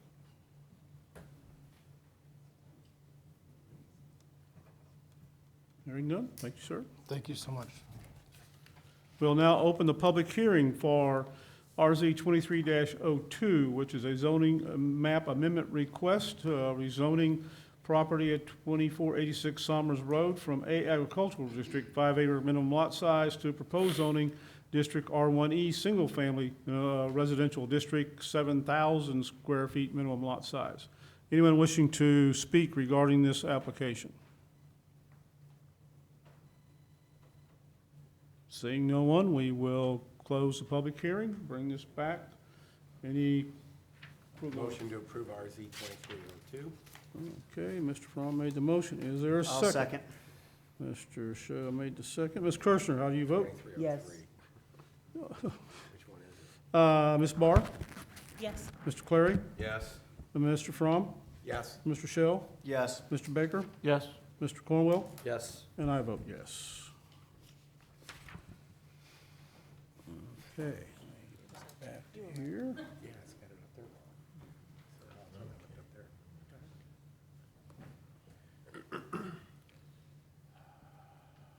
Come on. Having to go back and find it every time. I know, once you go back. Yeah. Okay, we're at 2303. Okay. Next item on our agenda is zoning map amendment request located at 615 Canals Road. The application number is RZ 23-03. Property owner is Developmental Disabilities Resource Board of St. Charles County. The applicant is Margaret Capo of DDRB of St. Charles County. Current zoning is R1A, single-family residential district, 1 acre minimum lot size. Proposed zoning district is R1D, single-family residential district, 10,000 square foot minimum lot size. The 2030 master plan recommends low-density residential, 1 to 4 dwellings per acre. Parcel size is 3.13 acres. The location is on the north side of Canals Road, opposite High Trail near O'Fallon. This is located in Council District 3. Staff. Yeah, in 1999, St. Charles County deeded this property to the Developmental Disabilities Resource Board of St. Charles County. The DDRB has subsequently used the single-family residence at this location to house individuals with developmental disabilities requiring 24-hour support. Due to staffing shortages, the house has not been occupied for several years. All the surrounding properties are a part of platted single-family residential subdivisions. Staff believes that should the property be subdivided, it might realistically produce 6 to 7 lots. Addison Park is currently zoned R1D, which is what the applicant is seeking to rezone to, and those lots range from 0.24 acres to 0.61 acres per lot. There's utilities there that would support smaller lots than 3 acres, and staff recommends that we approve as it's consistent with the 2030 master plan. When this was deeded by the county to the developmental board, was there any restrictions placed on the deed? Yes, there's a restriction in the deed itself that the St. Charles County would get right of first refusal if it should be sold to a private party that wouldn't be using it for this purpose. I should mention too, we did receive 7 letters of opposition for this. Okay. Any questions for staff? So could this be 7 lots for this use, for the housing of people with disabilities? No, because the county has standards for group homes. We would consider this a group home, and there are certain distance requirements. It can be no closer than, I think, 500 to 600 feet between group homes. I forgot the exact distance, but. So they just want to develop this and sell it and make money? They could tell you what their thinking is in terms of future uses. It's not sure exactly how many lots could be platted here, in part because a street, for instance, where would the street come from? If it came off Canals Road, there's sight distance. If there's a street on Canals Road, it may or may not have sight distance, so. I just don't know how many lots is possible, but maybe about 6 or 7. Okay. So let me clarify here, if I'm understanding this correctly. Currently, it's owned by the Developmental Disabilities Resource Board. It has been used as a group home in the past. Right. They currently have, there's a 1 acre minimum lot size, and they're trying to rezone it so that they can have multiple homes on that property, so basically build a subdivision? Yes. We'll ask the applicant. Yeah, Oh, they can okay. explain that, but. Okay. I'm just confused because the letters of opposition appear to be opposed to having a group home there, which is confusing because that's what was already there. So I think there may be some confusion as to what's actually happening. Okay. The only other thing I would offer real quickly is the Developmental Disabilities Resource Board of St. Charles County is a governmental agency, and they're a taxing entity and a governmental agency. I just wanted to mention that. Any other questions for staff? Ask the applicant to come forward.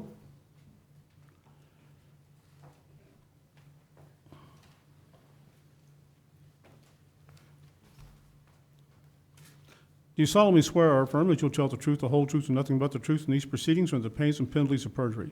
I do. I do. Please state your names and address for the record. Hi, I'm Peg Capo. I'm the Executive Director of the Developmental Disabilities Resource Board, and I live at 1847 Charity Court in Fenton. Okay. And I'm Dan Dozier. I'm on the Developmental Disabilities Resource Board. I live at 119 Arnold Place, St. Charles, Missouri, 63303. Okay, go ahead. Pretty much the project has been summarized, and I'll let Dan talk about the board's possible uses. Prior to this home was a group home, and there were several women who lived together for a very long time, very comfortably in the home and in the community. When they needed to move, some of them passed away, and some of them had to move to more restrictive facilities. The home's been empty for 8 years, 9 years. And there are no agencies that have the ability to have staff come to those homes. Those women were supported by staff through a nonprofit agency. So the home is sat empty. It's probably not the best use of the public dollars that were spent there, and so the board's exploring options. none of which, not only is the county have restrictions on group homes, the funding source for those is the state, and they will not allow residential communities or complexes where all of the homes house people with developmental disabilities. So that's not an option. Go ahead, sir. The board's just looking at options that are available for use of that property. Obviously, it's a large piece of property. It's not being utilized right now.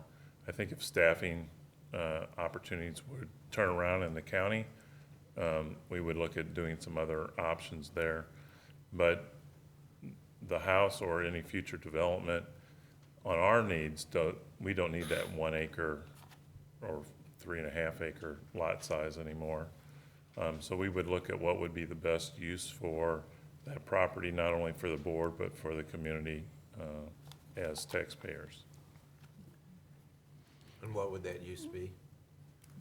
Not sure at this point in time. With rezoning, it gives us some options that we can talk for future projects, but from a developmental disability piece, we can't put additional homes on there.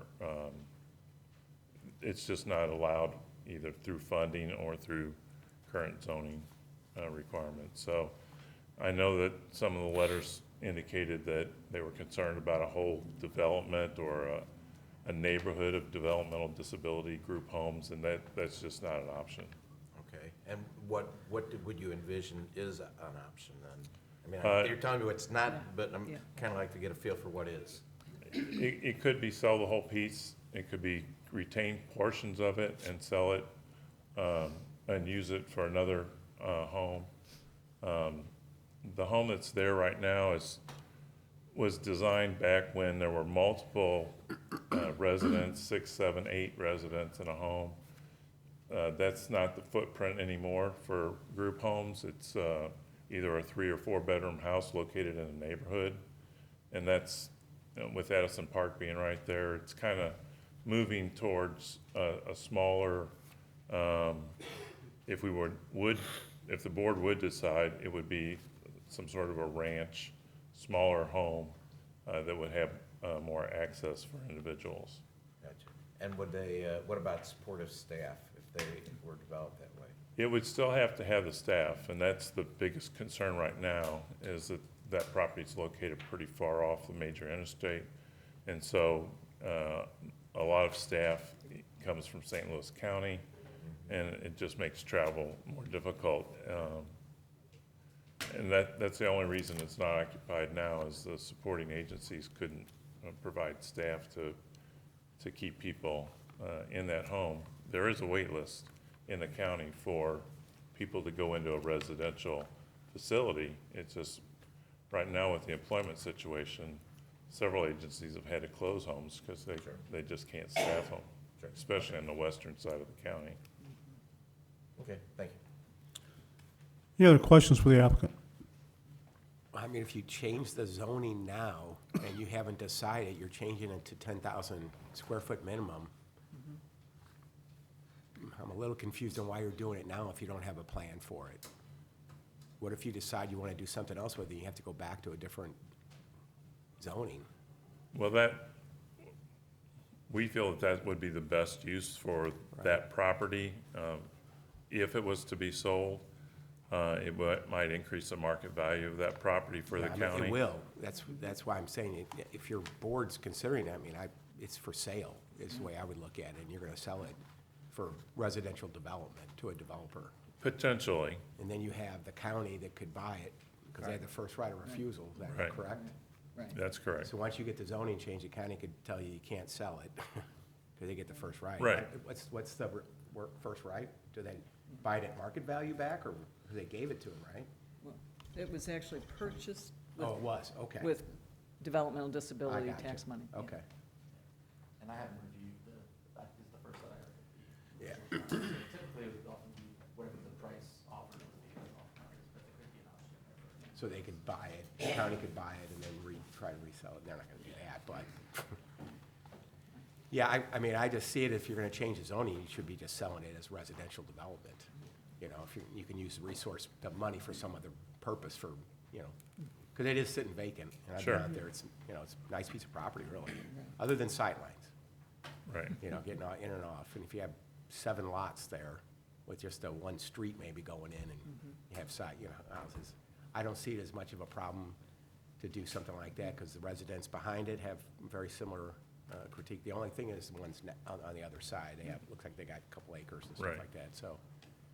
But, okay, I got it. Any other questions for the applicant?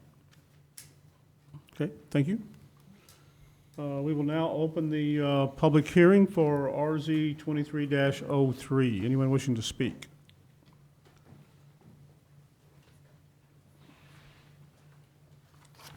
Do you solemnly swear or affirm to tell the truth, the whole truth, and nothing but the truth in these proceedings under the pains and penalties of perjury? I do.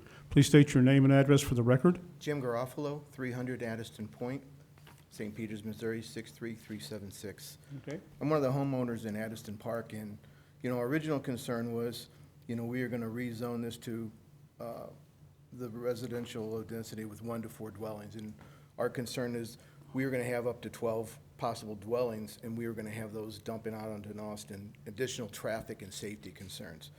But I agree with Mr. Fromm. Why now? And we don't even know what the purpose of this is going to be. We hear some of this that it could still be a developmental disabilities home, maybe not a group of homes, but if we add that type of facility in, then we add the additional strain on EMS services that have to come and service them as well. So I propose that we don't rezone it until we find an intended purpose, and then we have another discussion. It's right now 1 acre lot minimums. It would seem like we could sell it at 1 acre lots if we're really intending to sell this, and we don't have to rezone it to 10,000 square foot lots. We're not necessarily opposed to having a builder put some homes. I don't necessarily think we want 10,000 square foot houses in there, because even in Addiston Park, it's a 1/4 acre, 0.24 and up. So I think there's more value to them to leave it. And I think we got some neighbors in adjoining properties that may want to buy this as well. So I think there's a lot of issues, but again, why now? It would seem that when we have an intended purpose, then we have the discussion about how to zone it. Okay, thank you, sir. Anyone else wishing to speak? Isn't Addison have R1D, the same zoning? It does. Okay. Yeah.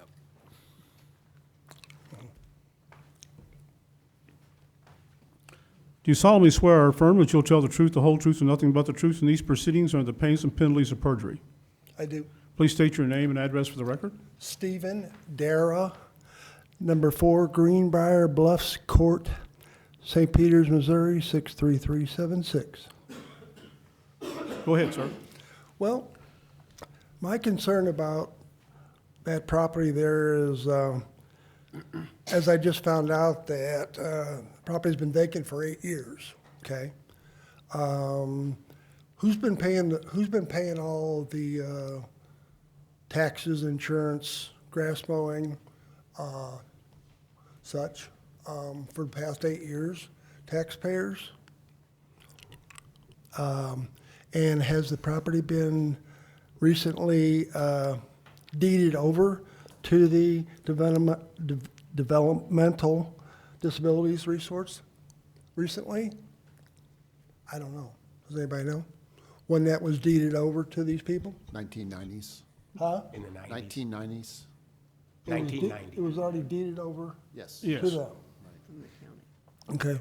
Well, my concern is, okay, the taxpayers have been fronting the bill for everything but a house payment on this property for 8 years. And it seems like to me that these people here are trying to get this rezoned 10,000 square foot lots instead of 1 acre lots. And that's probably to make more money on the property itself. Okay. Do you have a question, or? No, I'm just saying, I'm Okay. just wondering why the taxpayers paid all the bills for the past 8 years. Now, they supposedly got it deeded to them back in 1990. Why should they be able to sell that and possibly make a larger profit on it when the taxpayer's been fronting the bill for the last 8 years? Not our question to answer, sir. Well, whose is it? Theirs. There's, Huh? It's their Well, job. you know- And we'll ask them that question when they come we'll ask back them up. that. You know, it's just not right. We'll ask them when they come back up. Okay, well, that's pretty much what I got to say. Okay, thank you, sir. Okay. Anyone else wishing to speak regarding RZ 23-03? You're up, go ahead. Oh, yeah. You solemnly swear or affirm to tell the truth, the whole truth, and nothing but the truth in these proceedings or under the pains and penalties of perjury. Yes, I do. Please state your name and address for the record. My name is Joel Culp. I live at 214 Addiston Park, St. Peters, Missouri, 63376. Okay, go ahead. I live in Addiston Park also. I'm also a firefighter in St. Louis County, and St. Louis County had done a similar thing 10, 12 years ago. They had bought 4 parcels of land and put 4 single-family group homes, 3 to 4 bedroom group homes in the middle of a subdivision. One way in and one way out. In that 10 to 12 years, the residents that live there, yes, they're developmentally disabled. St. Louis County contracted with a company to manage these parcels of land. They staff them. There's 1 caregiver with every 3 to 4, 5 residents. We are there, as the fire department, we're there at least 3 times a week for medical calls and things like that. It's hard to tell. They're not skilled nursing people. We have found that most of the residents, once St. Louis County contracted with the management company, the people that reside in these residents are too developmentally disabled to be in jail and not enough developmentally disabled to be in a institution. So they tried this avenue. The police are there at least once a day. Several of our people, EMS also, several of our people have been attacked by the people. Constant. It's just a constant, but you wouldn't know it because the house is a 1,200 square foot house on a slab. They're there, they let the residents cook. They're not skilled nursing staff. They are minimum wage babysitters, aides, whatever you want to call them. They're there to make sure that in the event of a fire or whatever, they can get the residents out. Our Addiston Park Homeowners Association strongly urges you to, if you rezone this, now they can build those 4, 5, 6 houses on that. They say they don't have a plan.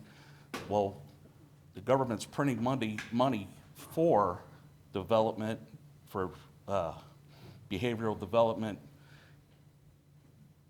programs. Well, Joe, they can do 3 right now.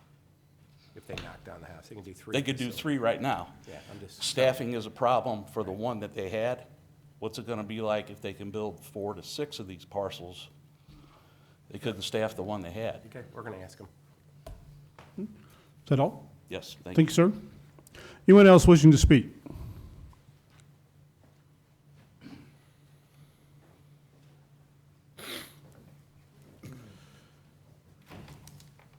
You solemnly swear or affirm that you will tell the truth, the whole truth, and nothing but the truth in these proceedings or the pains and penalties of perjury. I do. Please state your name and address for the record.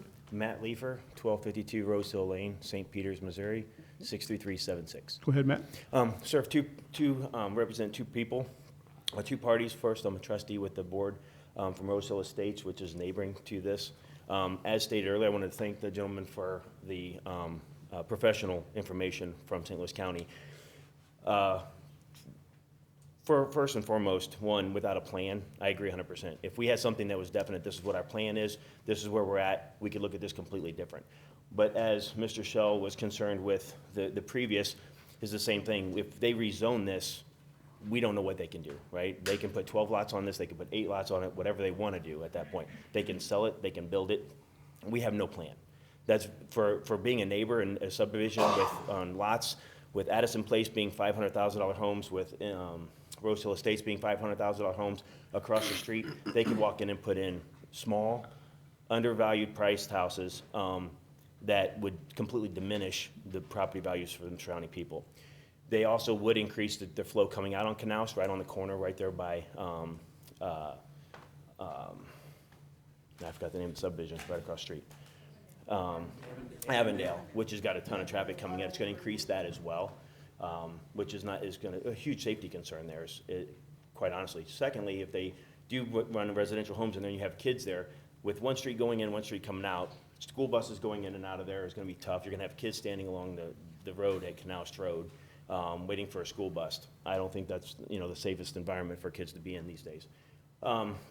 So obviously, I'm strongly opposed to the rezoning of this until they do have a plan, and then we can look at it fairly and objectively as to what their purpose is.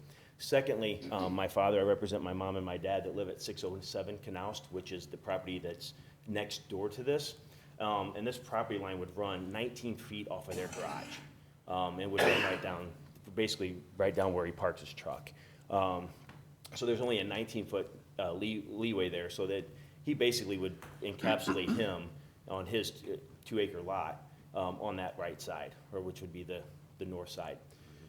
So that in and of itself is concerning, considering that it was initially, zoned as basically a 3-acre lot, sold as a 3-acre lot. And that's gonna really jeopardize and diminish his property value as well if there's a fence and a property, new 3 or 4 houses going right along his property line. The other issue that I do have with it is that not necessarily the people that are in there as much as it is that just the congestion overall. They say that it was a staffing issue, that they're having issues with the house of staffing. It was dilapidated. They didn't care for the property because they contract this out as well. So the maintenance people, the grass companies, all that stuff is all contracted out. And it was dilapidated anyway. It was going downhill from lack of care. If they start building other homes there, and I don't know the state law, I'm not gonna pretend to know the state law, whether they can build 1, 2, 3, if it's group home, not group home. If they build small individual residential houses and put 1 person or 2 people in it, that's legal, it's not a group home. So if they do that and they don't maintenance them, they don't care for them, and 10 years from now, what do they look like? Well, that affects everybody else around there that's got nice property values. That's my, thank you. Sir.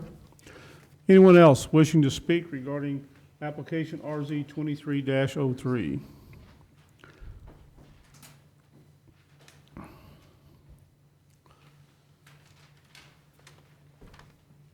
Hi. Hi. Please raise your right hand. I don't swear. By my religion, I would promise you I'll be Well, truthful. I say swear or affirm. That's what I say. Okay, I affirm. Okay. Well, you raise your right hand. We got to do that. It's like I the can do court- that, it's like- too. It's like being in the court. Yeah. Yeah. You solemnly affirm that you will tell the truth, the whole truth, and nothing but the truth in these proceedings under the pains and penalties of perjury. Yes. Okay, state your name and address for the record, please. Carol Pitzer, 1220 Rose Hill Lane, St. Peters, Missouri, 63376. So, I'm opposed to this proposal to rezone the land, and I'm kind of disturbed that this meeting is tonight when it's Lenten service, and so many people are not here because they're at church services. I am tired of people coming in, and this is the third time I've been coming here to oppose different subdivisions coming in and downsizing their lots so that the builders can make more money, the sellers can make more money, and they don't live here, and we're the ones that live here. And we care. It's about density and houses tiled on top of all the apartment complexes that have been built and are being built. We've been inundated with all these complexes, and we don't have enough people to fill them without bringing people in from the outside. I understand why they're being built. My husband and I, we own 3 3/4 acres in our home, and this will bring down the value of our home. And our family, all of our family lives within a 5-mile radius of this home that's being proposed. sale. It'll bring more people in on the taxes. We've paid for our roads all these years, and of course, they've already said more traffic congestion. It'll bring more pressure and responsibility on our fire and police departments, more EMFs, the electromagnetic frequencies that from their homes, and that's unhealthy for everyone. We need to keep some green space.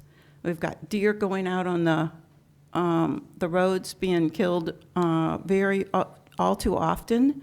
We need to keep some green space and wild land for that wildlife. We don't need to be on top of each other. We've built our homes in this area, and we thought we were insulated because everything was built up around us. And this is not good for I don't see this as being good for us, the homeowners in the area. So I trust you to do the right thing. Thank you. Thank you.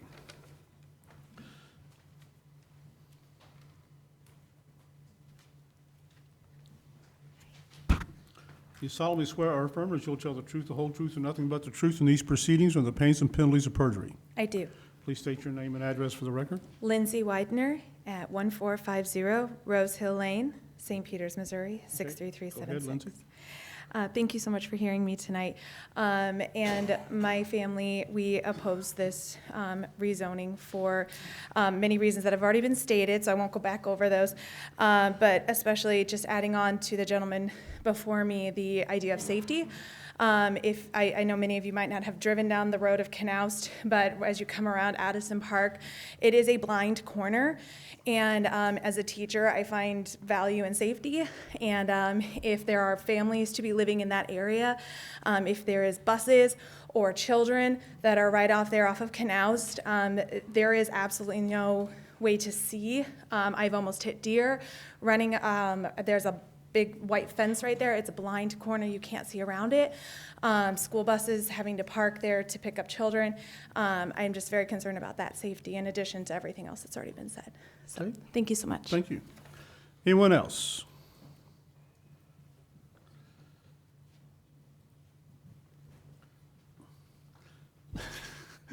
You saw. I've never done this before. You solemnly swear or affirm that you will tell the truth, the whole truth, and nothing but the truth in these proceedings or the pains and penalties of perjury. I do. Please state your name and address for the record. My name is Jessica Howell. I live at 1450 Rose Hill Lane, St. Peters, Missouri, 63376. Go ahead, Jessica. Hi, I've owned my property for over 20 years, and I love it. I've got a problem with what they're asking to change over and put a street in there and put up to 12 homes in there, because I live right next to their property abuts my property. And when Addison Park, I guess what everybody else was speaking, Addison Park went in, they told me that the water runoff from Addison Park would not come on my property. Well, they were right. They backed it up 20 feet, so it ended up on their property, and it goes downhill. I used to have a beautiful backyard that had grass and trees, and right now it's a swamp in the very back of my property because there's no place for the water to go. It comes off of their systems and goes right into my back, and I've got a marsh back there. And so if we add another housing development with streets and houses that is uphill from mine, it's going to be the same thing. They've got to do something with the water. When Knaust was just a street with no, whatever it is they put on the side to get the water to flow in the right place, I had no water on my property. But once they put in those side rails, I got water. When the new subdivision came in, I was promised that that water would not come onto my property, and it does. The back, I've got at least a third of an acre that's a marsh. And I've got kids that try to play back there from other subdivisions, and we're constantly yelling at them to stay out because it's dangerous. Our trees are falling.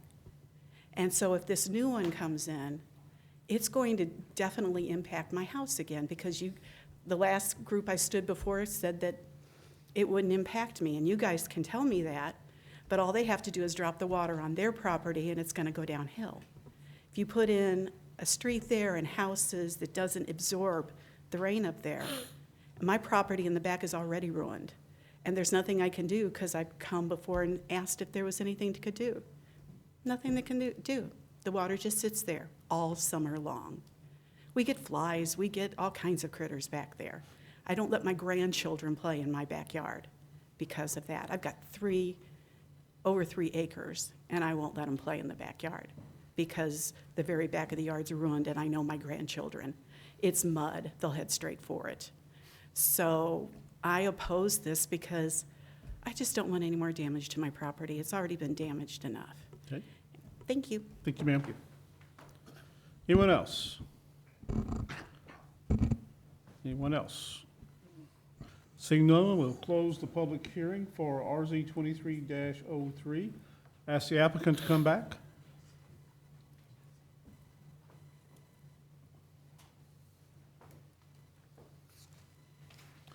Anyone have questions for the applicant? Can you answer some of the concerns that they have? That's- Who maintained the property? I guess that was one of the questions the gentleman had, was, Yeah, let me, the property was originally bought with tax money that was dedicated for use for people with developmental disabilities. It was titled to the county because of a reason we don't really know, and so when the county titled it back to the DDRB, it's came with that condition. It always has been maintained by the DDRB, and dollars are spent doing that. And any dollars that come back to that would go back into the Developmental Disabilities Resource Board pool available for other services for people with developmental disabilities. So I think that answered the question of who gets the proceeds and how does that happen. The multiple homes issue is, I think we've already addressed, but it is there would be no funding for any services provided in homes more than one. And as Dan already mentioned, most of the homes now in the community are 3-bedroom, maybe 4-bedroom homes with no more than 4 people in them. So if there were a home built there, there would be one, and it would be for 3 or 4 residents. But as we've mentioned, it's hard to get staff there, and so that's not practical at this point but the board, the consideration of the board right now is looking at the options that use those county tax dollars the best way they can. There is a need for housing, and so it's been a challenge to consider letting go of property given the cost of property in the community. So there's been all kinds of brainstorm options, including a small development there with typical housing, and that maybe one of those homes would have individuals with developmental disabilities in there. Our experience in that home when there were women living there was not the experience mentioned about fire trucks coming and ambulances coming. I mean, they're typically older individuals who have developmental disabilities, so, but we haven't experienced with any of the homes that we own that increased ambulances and fire trucks and things needed, because the staff that are there are caring for people, they're receiving regular health care like any aging population is, so. Now, if you were to build a new home, would you intend to demolish the existing facility and then build new? I think that's an option. Obviously, the facility that's there now would either have to be completely renovated or building a new home, and in today's market, it might be more affordable for tax dollars to be spent on building a new home that's more accessible than that existing home is. Because Robert, we've had this similar before, and wouldn't this type home have to have a sprinkler system? I know all about those questions. First, let me back up and give you a little bit of a big picture. A group home is a single-family residence, and it's allowed in any single-family residential neighborhood as long as it meets certain standards, including the fire code, for instance. The county's fire code was recently amended last year, I believe, such that it realigned our building codes and our zoning such that sprinklers do not have to be required in group homes for up to 8 individuals, as long as they have an alternative fire plan. included things like interconnected alarms and things like that. So those standards changed about a year ago to realign our rules. Someone mentioned about a compound of group homes, but under the county's rules, you can have no more than, you can't really cluster them under the county's rules, but they can go within existing single-family neighborhoods.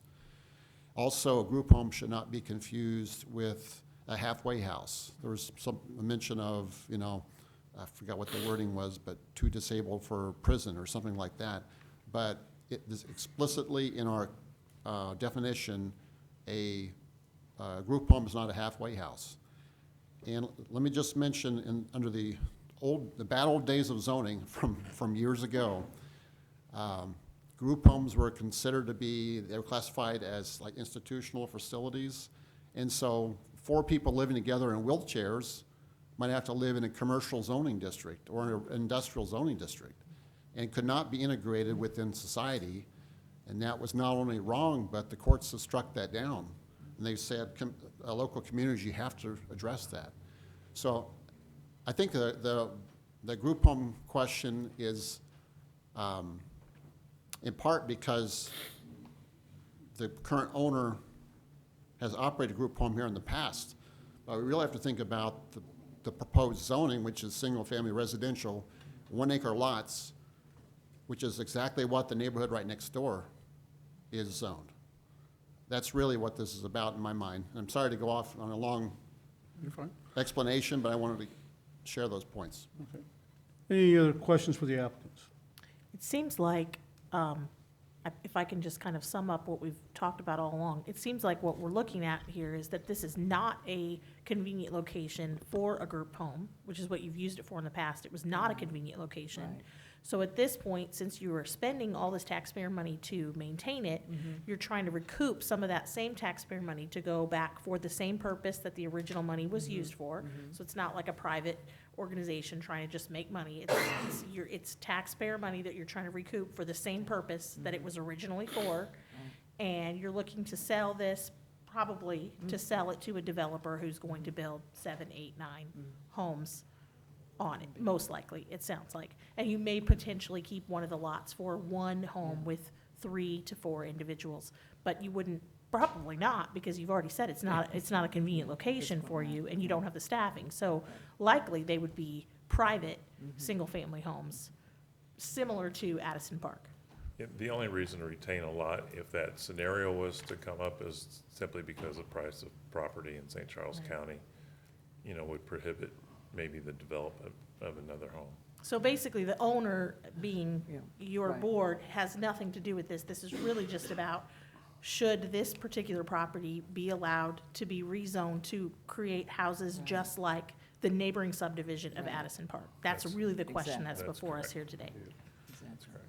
Can I kind of agree with Craig. I mean, it just seems to, if I own this property, what I would do is offer it for sale and let a home builder come in and tell you what zoning they want, and then we have a plan to look at.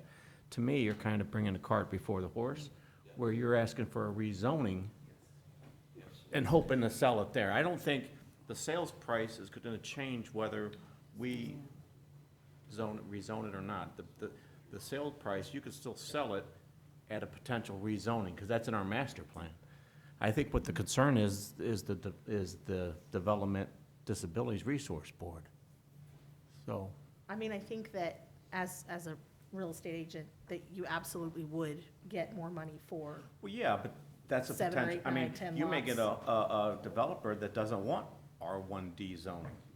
So if you rezone it now, you're stuck with that rezoning. And what I'm saying is have a developer, I mean, put it for sale, have a developer come and create a plan with they'll make a contingent on getting the rezoning that they want, that they need, so we can actually see something. I mean, right now, we're just rezoning, and I'm looking at the adjacent lots. The adjacent lots in that Addison, I mean, their smallest one that butts is 0.36 acres.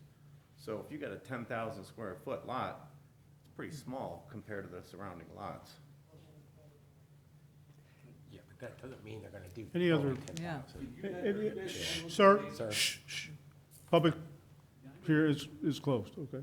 Any other questions of the applicant? Well, I guess I got a question. If we deny this, do they have to wait a year to come back? They'd have to wait a year if it's the exact same proposal, but if they would propose a different zoning district, they would not have to wait a year. I mean, because you could take my recommendation for what it's worth. I would table it and I would offer the property for sale and try to get a home builder to buy it and see what zoning they want. And so we had a plan, but that's my thoughts. Can I clarify that just a little bit? I think that's based on if the county council should deny it. The council should. Yeah, okay. that's, at that point, they'd have a. So we can they'd deny it. have to wait a and year, it yeah. is- Yeah, okay. We could approve it here and it still can be denied. Yeah, yeah. Right. Yeah, that's the recommendation. But if the council denied it, they'd have to wait a year. If it was the exact same zoning, They could do less intense, so. yeah. But if it was the same level of zoning or more intense, it would. Okay. But wouldn't it be a little bit less risky if they just withdrew this, or we continued it? I think that's up to them. Yeah, but so we're talking options, and they're listening, and so, so that's a possibility. And I'm assuming you guys have talked about this at your board ad nauseum or something. There's 9 folks on the board, Yeah. and those change every year, or Yeah. potentially every year, Right. by the appointment by the county council. So there's been discussion for the last several years on what are our options. Yeah, what are we gonna do with this property? Exactly, I and mean, I've been on boards like that too, and you don't know what to do with a piece of property that you Right. have. So, it's just, if we were gonna build a new home on that property, we would not need an acre lot for that type of a development. So, it just seemed like it was the best, step going forward for that property to be rezoned into the smaller lots that are adjacent to Addison Park and the other neighborhoods across the street. And then that would give you the potential to sell each of those lots individually to either, or as a whole, or Right. each individually to someone who wanted to build a private residence there. That's correct, So it would give you basically just more opportunities for how to dispose of it. exactly. So if you were to either be denied or to withdraw your application, and, well, let's just say, this is a question for Robert, if you were to be denied, then you had a home builder or a developer that wanted to come before our group with a site plan, with a plat, and all those sorts of things, would they have to wait a year, or would that be a different applicant, so it would be a different situation, even though it was the same piece of land? The way it reads, my recollection is if it's the same application, in other words, if it's a repetitive application with the same zoning district, then it would need to wait a year.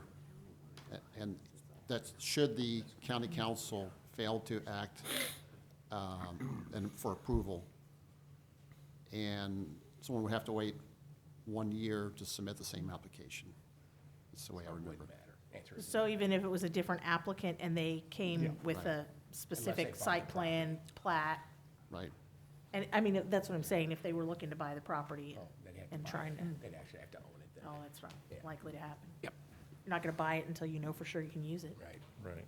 When I think when we discussed this with Robert,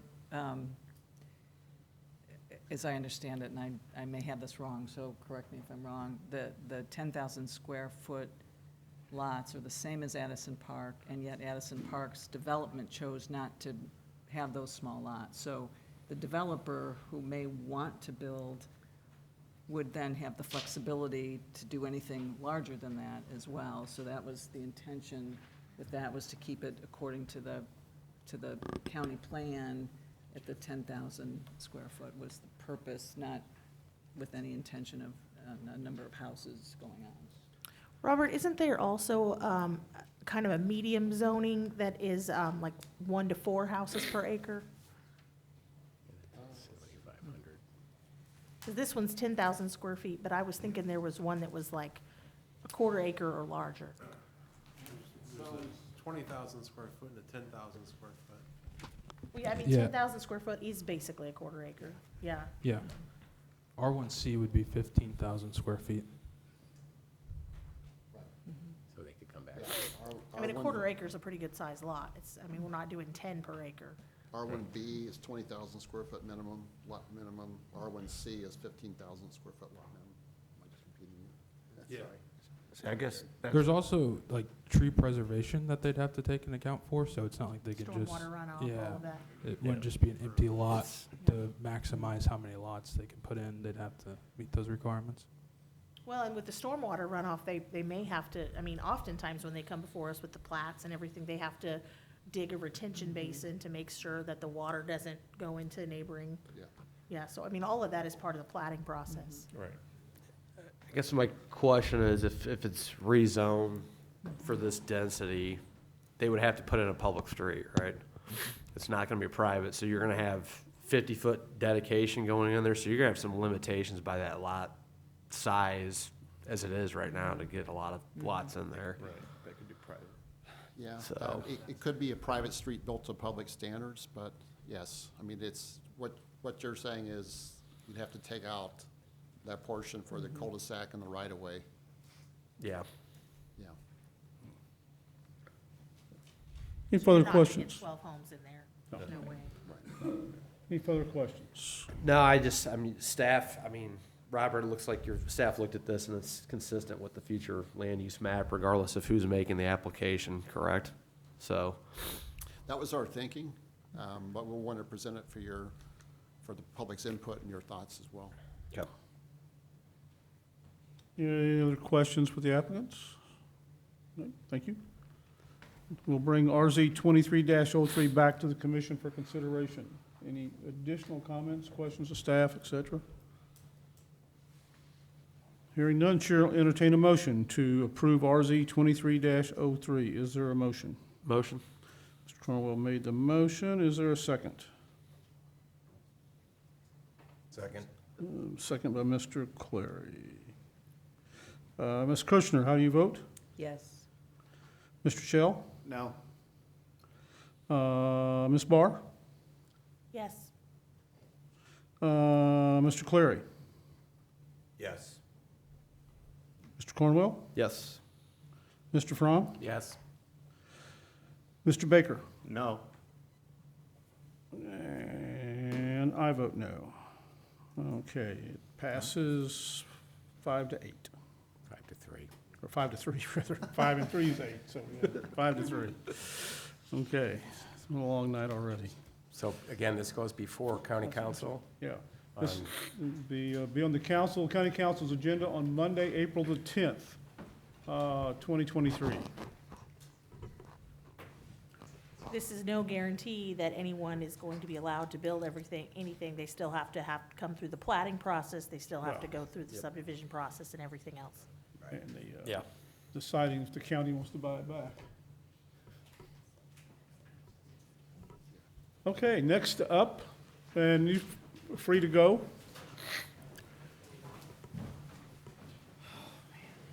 Red glasses, so. Is he next? Oh, amendment to a conditional use permit, he's way down the list. Pardon? Street or something, that's what his is, I think. Weird. Well, maybe not. Next on our agenda is a zoning map amendment request located at 105 Lake Village Drive and Village Lane. Application numbers RZ 23-04. Property owners are Alexander Richardson Weber LLC and Alexander Richardson Partnership. Applicants are Andrew Alexander and Terry Alexander. Current zoning is A Agricultural District with Floodway Fringe Overlay District. Proposed zoning is RF Riverfront District with Floodway Fringe Overlay District. The 2030 Master Plan recommends agricultural and parks and open space land uses. The rezoning area is 51.32 acres of two parcels totaling 86.04 acres. The location is approximately 3,100 feet east of the intersection of Lake Village Drive and Washawn Road, adjacent to the Mississippi River. Located in Council District 6. Staff. This property is known as the Yacht Club of St. Louis. Its original zoning, designated in 1959, was the REC Recreational District. Among other permitted uses, this property was allowed to develop single-family residences, recreational clubs, boat docks, restaurants, boat repair, tourist courts or motels, and cabins with indoor toilet facilities and running water. In 1973, the county redefined the district as RR Recreational Residential District, with largely the same uses being permitted. In 1999, the county rezoned the property to A, agricultural. The recreational uses that were permitted under the RR zoning were reclassified as conditional uses. Under the current zoning, any expansion of the services offered with the marina, any marine gas services, restaurants, outdoor recreation, and campgrounds would be conditional uses. Most of these uses would be made permissive under the proposed RR Riverfront zoning district. The applicant is requesting the rezoning of 51.32 acres of the total of approximately 86 acres that is under their ownership. The area to be rezoned is shown in the maps that are attached to this case. The applicant is requesting to rezone the property from A, agricultural, to RF, riverfront. The riverfront district was envisioned for the county's marinas and to allow them to develop uses that are considered complementary to a marina use with only staff approvals.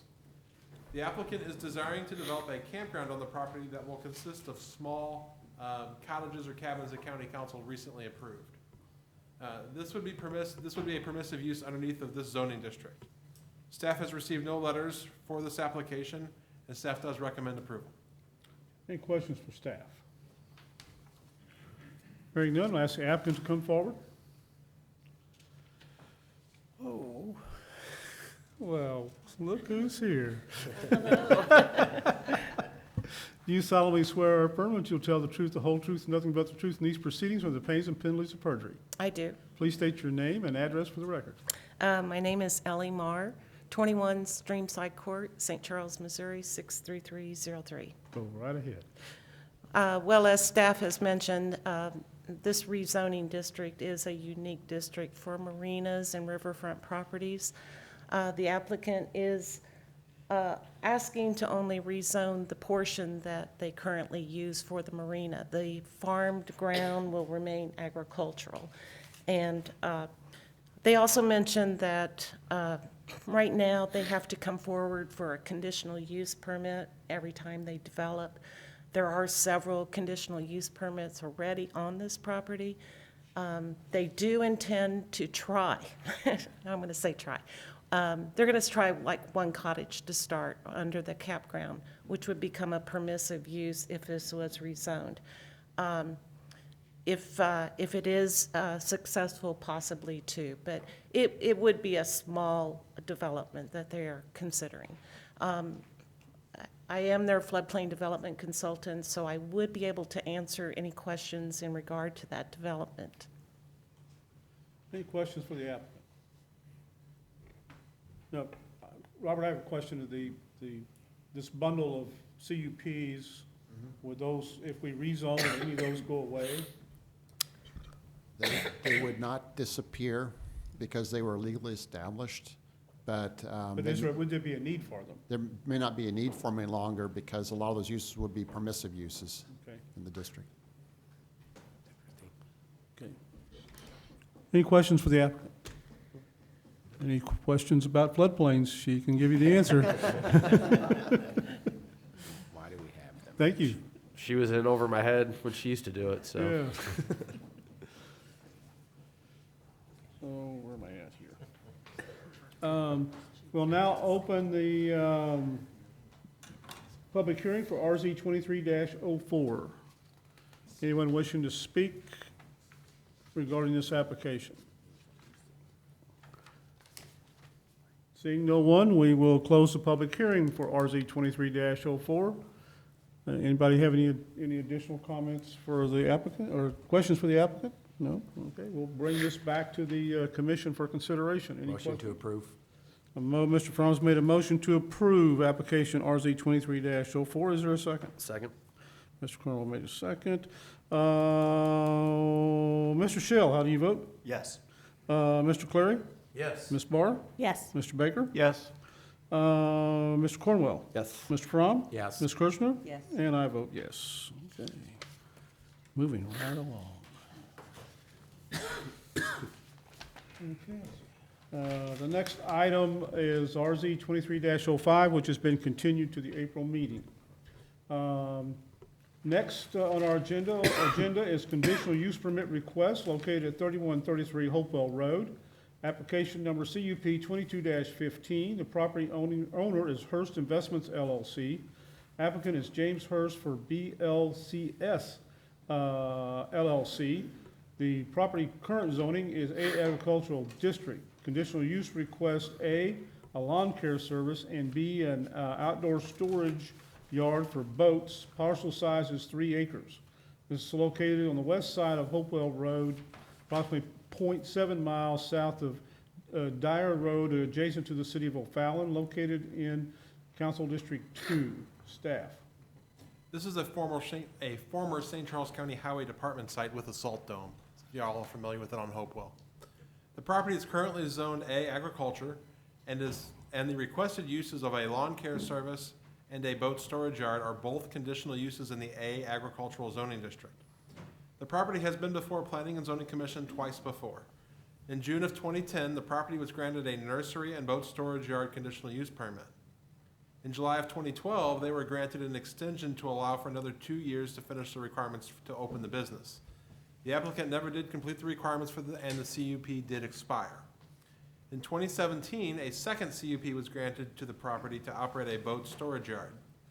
The property owner at the time did obtain an approved site plan for the development and did complete most of the site plan requirements.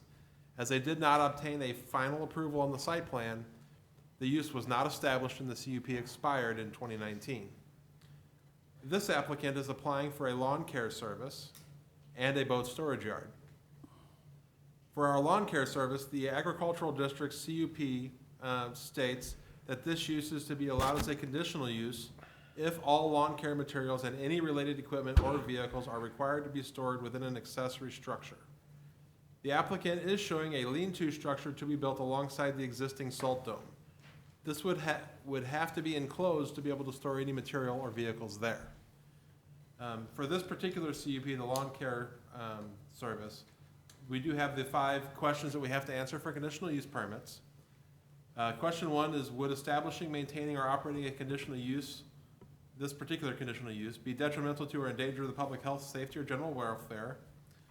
Staff believes that given the strict definition of lawn care service and the standard requirement that all storage must be indoors, staff would recommend a finding that the proposed use would not be detrimental to or endanger the public health, safety, or welfare.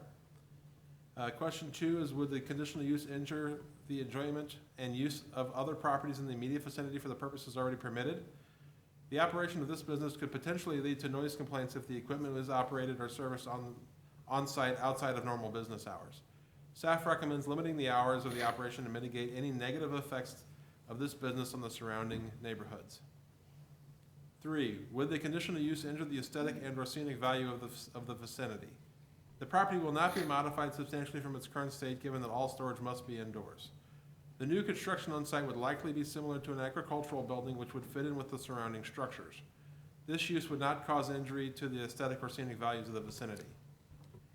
Number 4 would be, would the conditional use substantially diminish or impair property values within the neighborhood? Staff has no data to support or refute that argument. Number 5, would the conditional use impede the normal and orderly development of improvements of the surrounding property for uses permitted in the district?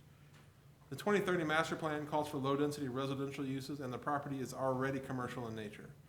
This would allow for the property to provide a service to a new residential development in that area. Staff feels that it would not impede the normal and ordinary development and improvement of the surrounding properties for uses permitted in the zoning district. Staff recommends approval of this conditional use with the following conditions. 1, a site plan substantially complying with the concept plan attached hereto as part of the Exhibit B shall be submitted to and approved by St. Charles County Community Development Department. 2, all activities under this conditional use shall comply with the definition of lawn care services defined in section 405.060 of the Unified Development Ordinance and as determined by St. Charles County. 3, all equipment, materials, and vehicles for business other than employee vehicles shall be stored indoors. 4, the lawn care service shall not operate between the hours of 8 p.m. and 6 a.m. 5, the operation of equipment outdoors other than to load and unload the equipment shall not be permitted. 6, any exterior lighting on the site shall use full cutoff fixtures. And 7, no approved conditional use shall become active until all conditions of the approval shall have been met as determined by St. Charles County. The applicant is also requesting a conditional use permit for boat storage. They are proposing having up to 51 boats in storage at any one time. They are proposing a 6-foot-tall separation fence between this use on the south half of the property and the lawn care service on the northern half of the property. The applicant will have a fence on all sides of the boat storage area. The applicant is proposing to have slats in the fence along the eastern property line and a black screening fabric on the southern property line. Staff will note county ordinance requires that the fencing be consistent in material for the entire fencing on the property. And again, the 5 questions was number 1, which is would establishing the use cause any kind of harm to the public safety, welfare, or health?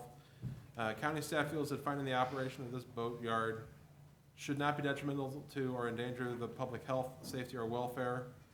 The yard could cause some traffic concerns with this stretch of Hopewell Road as it has is 1 lane in each direction. The entrance should be set back far enough to allow the vehicle pulling the boat and the boat itself to get completely off the road so it doesn't block the road when it's trying to get in the property. 2, the conditional use, would the conditional use injure the use and enjoyment of other properties in the immediate vicinity for uses already permitted? Staff does not view this use as injurious to the community for the purposes already permitted. The site was previously used as a county highway maintenance yard for heavy equipment, and the proposed use would involve passive storage of boats retrieved by passenger vehicles. 3, would the conditional use injure the aesthetic and or scenic values in the vicinity? The property would not be modified substantially from its current state as the storage yard has already been constructed. New construction on the site will likely be similar to an agricultural building which would fit in with the surrounding structures. Would the conditional use substantially diminish or impair property values within the neighborhood? Staff has no data to support or refute the proposed use impacting property data or property value. And 5, would the conditional use impede the normal and ordinary development and improvement of the surrounding properties for uses permitted in the zoning district? The 2030 master plan calls for low-density residential uses, and the property is already commercial in nature. This would allow for the property to be used in its current state. Staff recommends approval of this conditional use with the following conditions. That 1, a site plan substantially complying with the concept plan attached here 2 as part of Exhibit B shall be submitted to and approved by the St. Charles County Community Development Department. 2, the storage of boats shall not exceed 51 boats at any one time. 3, any exterior lighting on site shall use full cutoff light fixtures. 4, that all material fencing shall be consistent on all sides of the property. 5, that there shall be sufficient space left at the entrance to allow for a vehicle pulling a boat to be fully off of Hopewell Road before any gate is installed. And 6, no approved conditional use shall become active until the conditions of approval have been met. Any questions for staff? Yeah, I only see 4 conditions in this packet here. Like pulling off of Hopewell Road, that whole part, I don't see here. And I know that was one of the concerns from a few people that voiced opposition was traffic concerns, and I only see 4 on here. So I just want to make sure when we do approve it, those are on there. So on the staff report that was posted up on the county's website, I show 6 for the CUP 22-15. Okay.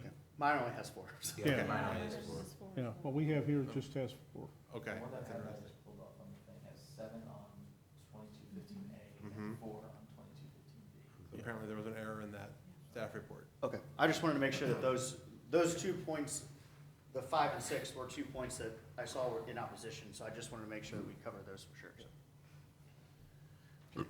Any other questions for staff? Ask the applicant to come forward.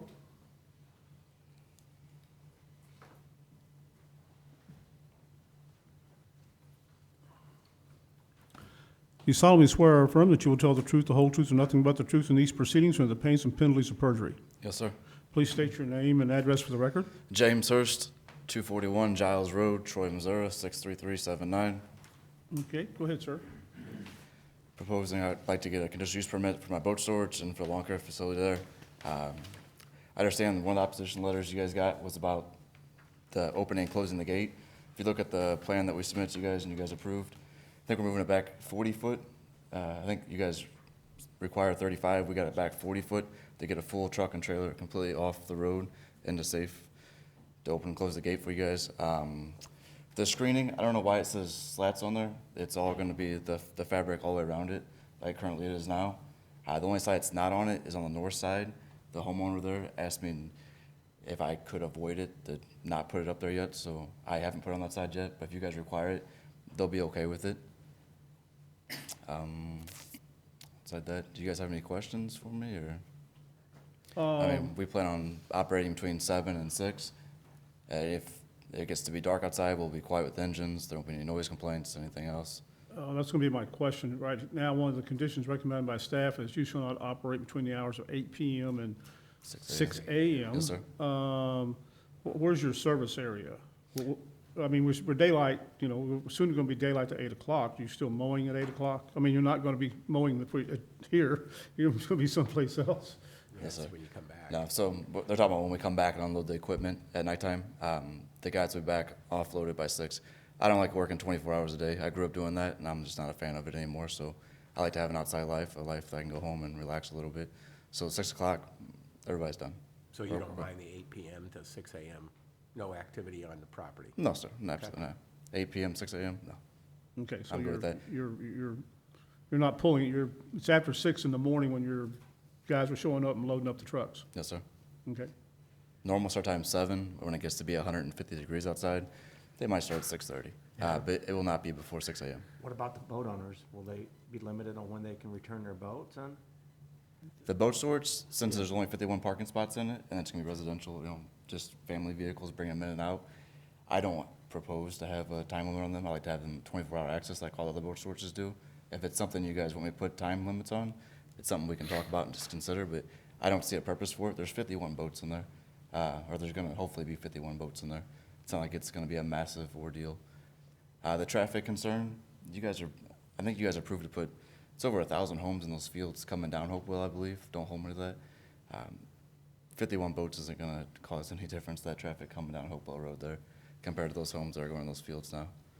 So, Now, if I pull into your property, is there gonna be my boat storage, is that gonna be gated and secured? yes, sir. So I have a boat and I'm coming in from the lake at 10:30. Do I punch in a code? I have a key? Yes, sir.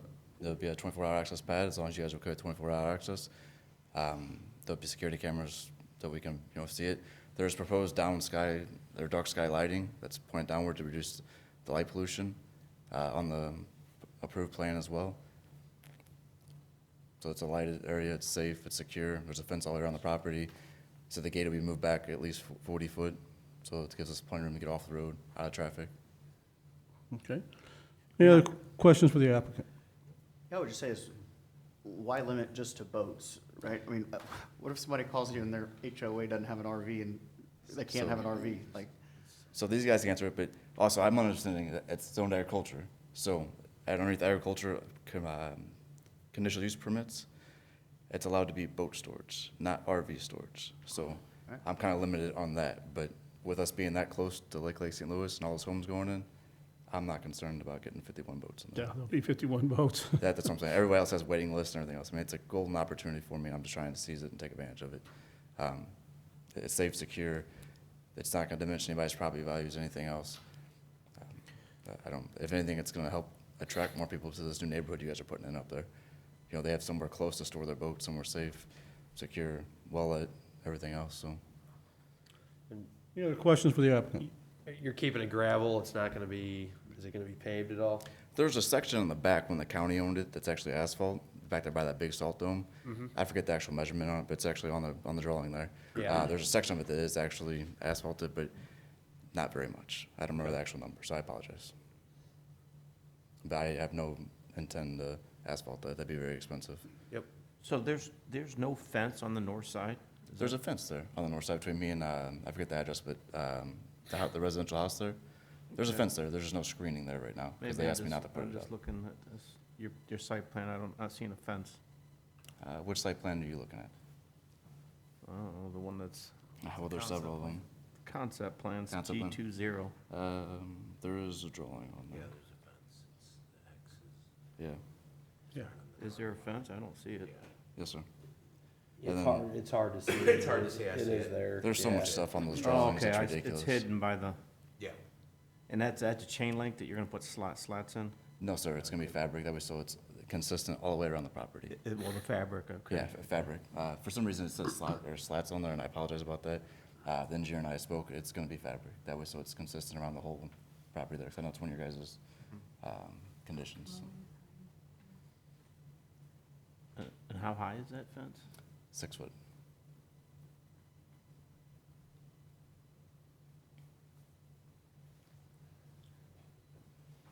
Any other questions? Seeing none, thank you. That's it? We will now open the public hearing for CUP 22-15, which is a conditional use permit request located at 3133 Hopewell Road. The request is to allow for a lawn care service and an outdoor storage yard for boats. Anyone wishing to speak regarding this application? Seeing no one, we will close the public hearing. Anyone have any additional questions for the applicant? Hearing none, we'll bring this back to the commission for consideration. Now, we need to add the condition on B. Yeah, vote Okay. for A separately. Yeah, Vote for yeah. A, B separately, but then B, Yeah. you're gonna wanna make sure you have. And we'll do that for B. Okay, so we're going to have to vote, take two votes. First, Chair will entertain a motion to approve application CUP 22-15A, So moved. which is a conditional use request for a lawn care service. Mr. Clary made the motion. Is there a second? I'll second. Who was that, Johnny? Mr. Show. Okay. Ms. Kirschner, how do you vote? Yes. Mr. Cornwell? Yes. Ms. Barr? Yes. Mr. Clary? Yes. Mr. Fromm? Yes. Mr. Shell? Yes. Mr. Baker? Yes. And I vote yes. Okay, now. Okay, so do we, since, We need to make a motion. we need to make a motion to amend, Include all 6. Okay. or You have it just, on record what was- yeah. I need to read them again? What, just read Everybody? the 5 and 6. Yeah. that you- Okay. So 5 and 6 was, there shall be sufficient space left at the entrance to allow for a vehicle pulling a boat to be fully off of Hopewell Road before any gate is installed. And number 6 was, no approved conditional use shall become active until all conditions of the approval shall have been met as determined by St. Charles County. I'm sorry. So that's 4. Four was on there. Okay, so then all fencing materials shall be consistent on all sides of the property.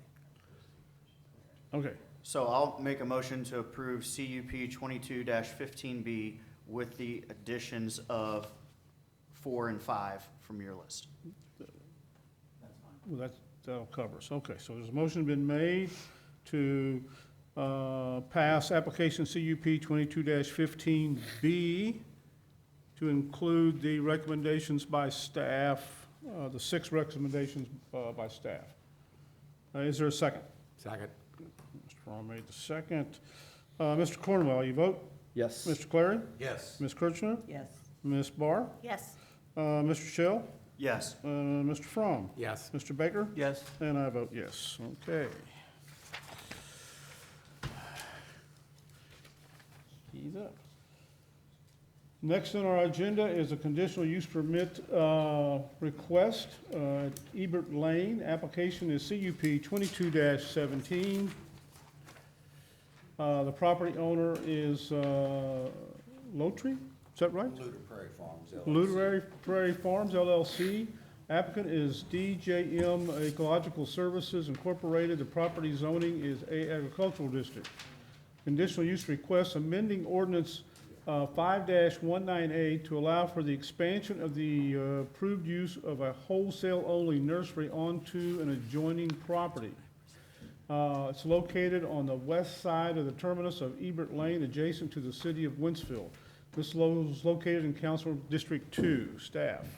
Okay, this property was originally zoned A Agricultural District in 1959. The property was granted a conditional use permit, CUP 655, on December 20th, 2005 for a nursery.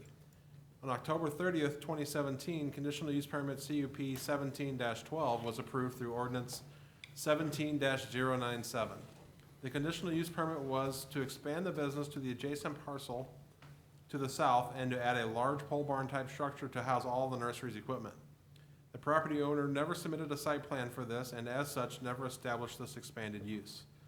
This CUP expired on October 30th, 2019. In March of 2018, the property owner obtained a land use permit, or a land disturbance permit, to perform grading to establish a pad for the new pole barn structure, and this permit was completed in June 20th of 2022. This property was granted its first conditional use permit in 2005 for a wholesale nursery. The original CUP, CUP 655, was approved by ordinance 05-198. This ordinance contained 3 conditions for the development. A site plan must be submitted and approved by the St. Charles County Community Development Department. The north side of the property must have a vegetative buffer along the barbed wire fence, and the nursery must be wholesale only. Let's see here. All right, in October of 2017, well, we did that already, sorry, excuse me.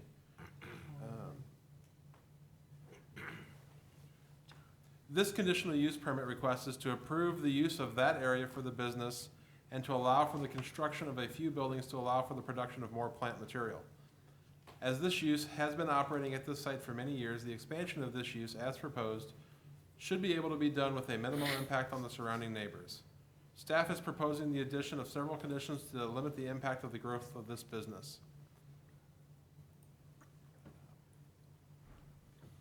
Staff is recommending that outdoor storage shall be limited to the equipment and materials used in the operation of the nursery. The staff is suggesting if the conditional stormwater facilities constructed for the nursery have been compromised, then a maintenance will be required per the existing stormwater agreement with the county for these properties.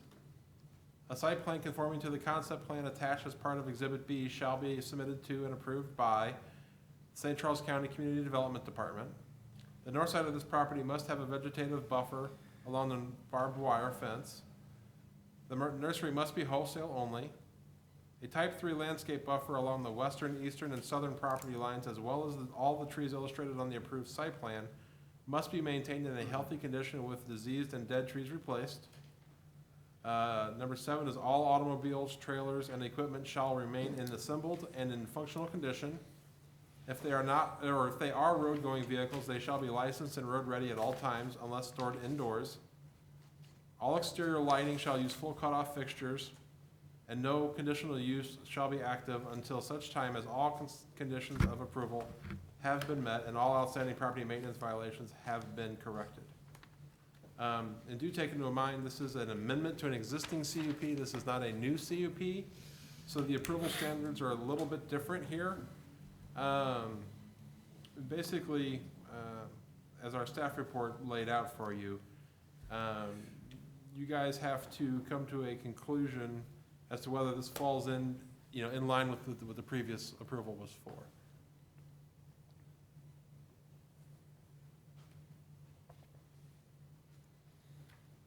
Is that about right? Robert, on that?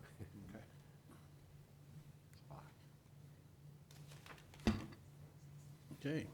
Any questions for staff?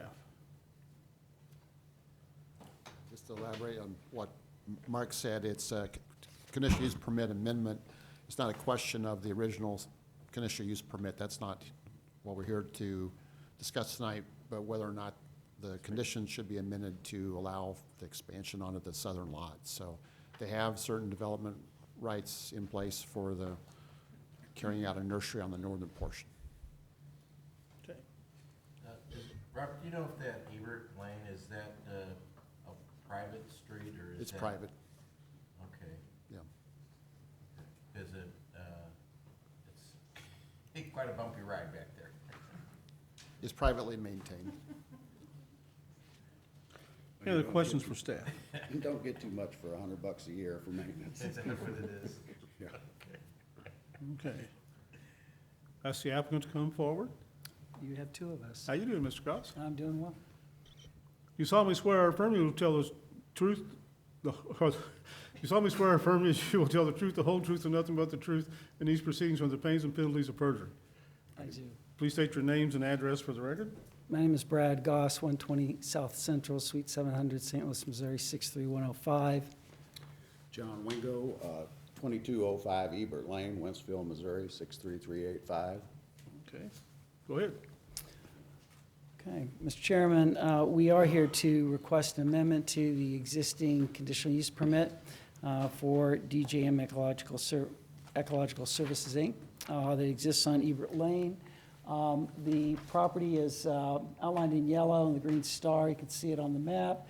To the north of us is Wentzville, and that's the Stone Meadows subdivision. And to the east of Ebert Lane, there are houses on Ebert Lane, but just beyond that is the Wentzville R4 School District complex. It's elementary, middle school, and high school that are in that school facility. Around us are single-family residential homes or agricultural property that is not being used for any particular use other than agricultural. Our site is 7.07 acres. We are at the terminus of Ebert Lane. Ebert Lane is private, and my client has been maintaining it for the last 18 or so years, ever since they've been there since 2005, which is when they came to St. Charles County from outside of the county. They formed this business back in 1987. It is an ecological restoration company. So what they do is they restore wetlands, restore prairie systems, restore woodlands. They green stormwater infrastructure. John will describe it much better than I will. But that is what the core business of this company is. Now, having said that, when this company first started business in 2005, the uses were all on this site. That changed. And we'll kind of go through that narrative, but in 2018, the company acquired a facility in the city of St. Louis over on West Florissant Avenue. And they moved virtually all of their uses there. So their administrative facilities are over there. If anyone calls in for an order, wants some design done, it's done out of there. The repair of equipment, all done out of there. And the other thing that they did is that their employees are now direct report, if they're field employees, to the site. Nobody's coming to Ebert Lane. The only people who are coming to Ebert Lane are 2 employees, and those are they're farmers. And what this site really now is, it's a perennial flower farm and seed farm for the Ecological Restoration Service. And so what we're asking for tonight is to be able to put another greenhouse on the site and a storage facility for the equipment. And we'll show you where that is. But in terms of intensity of uses, you don't have an intense use here. You have much less intensity of uses than you had in 2017. In 2017, Planning and Zoning Commission and the City and the County Council found that the conditional use permit conditions were met with respect to impact on the neighborhood, et cetera. So we'll walk through all of that.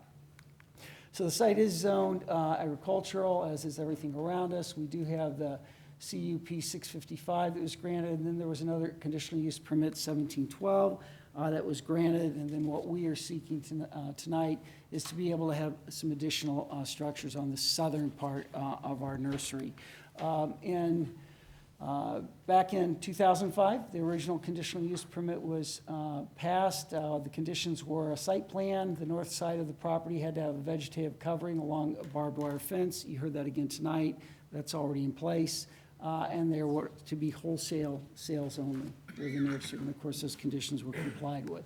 Then in 2017, there was an amendment requested, and the amendment was in conjunction with wanting to build a pole barn. on the southern part of the site, the same area of the site that we're talking about tonight. And the commission and the county council considered the conditions necessary to approve that conditional use permit, and they also found various findings of fact.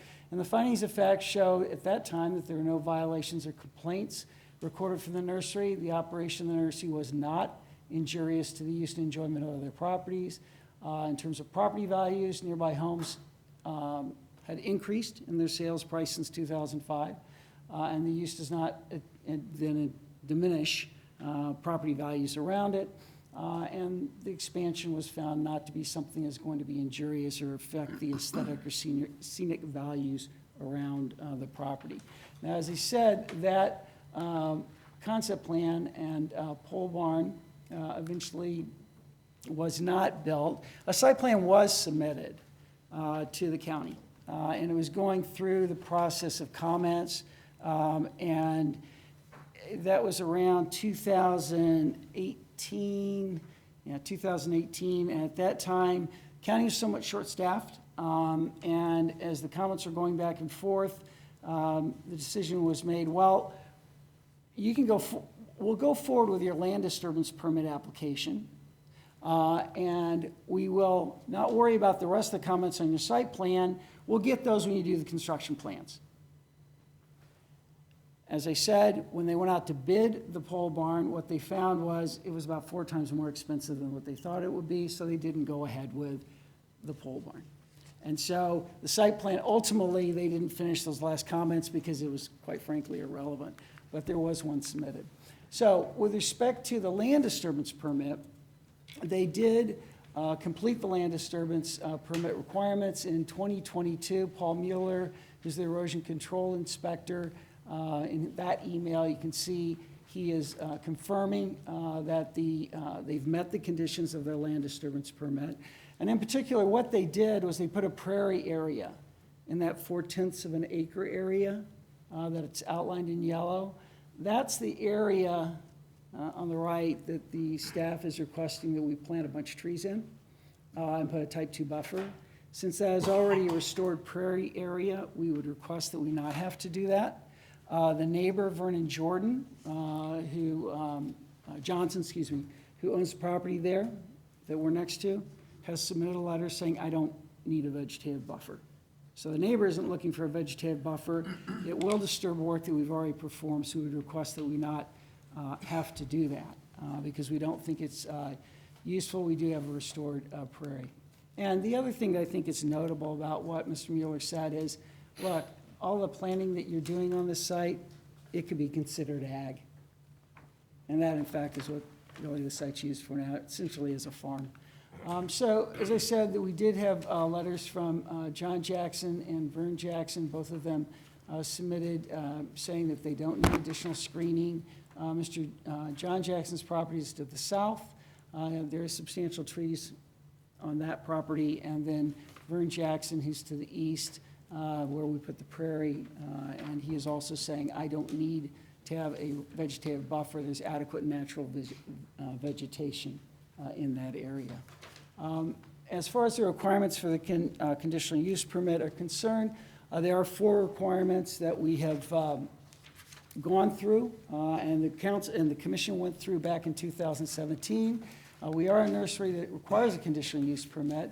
But when you look at the conditions that we not do something that is detrimental or endanger the public health, safety, or welfare, our use is essentially agricultural. And all the other uses that were taking place in 2017 no longer take place there. They've been moved off-site. So we're even less impactful than we were before. Similarly, with respect to not being injurious to the use and enjoyment of other property in the immediate vicinity, again, the county found back in 2017 that we were not injurious to the use and enjoyment of other property, and our use has become less intensive than it was back then in 2017. It's just basically growing perennial plants and seeds. And then we are not to substantially diminish and impair the property values within the neighborhood. Again, county found in 2017 that that had not been the case.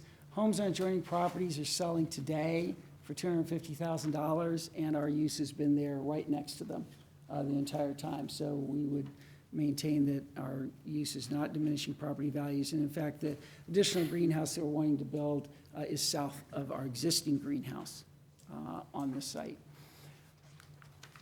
And that the establishment of the proposed conditional use will not impede the normal and orderly development and improvement of surrounding property for uses permitted in the district. Again, our use is essentially agricultural. Our buildings are indeed removable. The hoop houses and the greenhouses can be removed from the property. Take about a month to do it, but in the site, once they are done, will be a bare site, and somebody can develop it as they wish to develop it at that time. But for now, the agricultural use will continue, and any other use of the site will have ceased. So with respect, I believe we have met the requirements for the conditional use permit amendment. We would ask that the commission approve our request. We would ask that the vegetative buffer requirement be removed. And I'll let Mr. Wingo supplement anything I've said or correct any errors that I may have made, but hopefully there weren't too many. Any questions for the applicant? I think he wants to speak a little bit. Mr. Chairman, I was going to let Mr. Wingo speak, Yeah. if that's fine. Well, basically, we've made the deal with a... So, come to the microphone, sir. Sorry, wrong mic. It's late. Anyway, I've been on Ebert Lane since 2005, and it's a unique little community, little corner of St. Charles County where people going down the road still wave at you. And I really do enjoy that, and enjoyed running my business out of there, and like to continue on with it. Over the course of the previous 17 years, I've taken care of the road as far as patching the potholes, resurfaced it twice. Well, actually, Rob Chateau resurfaced it the first time when I bought the property off of him as a condition, on the sale.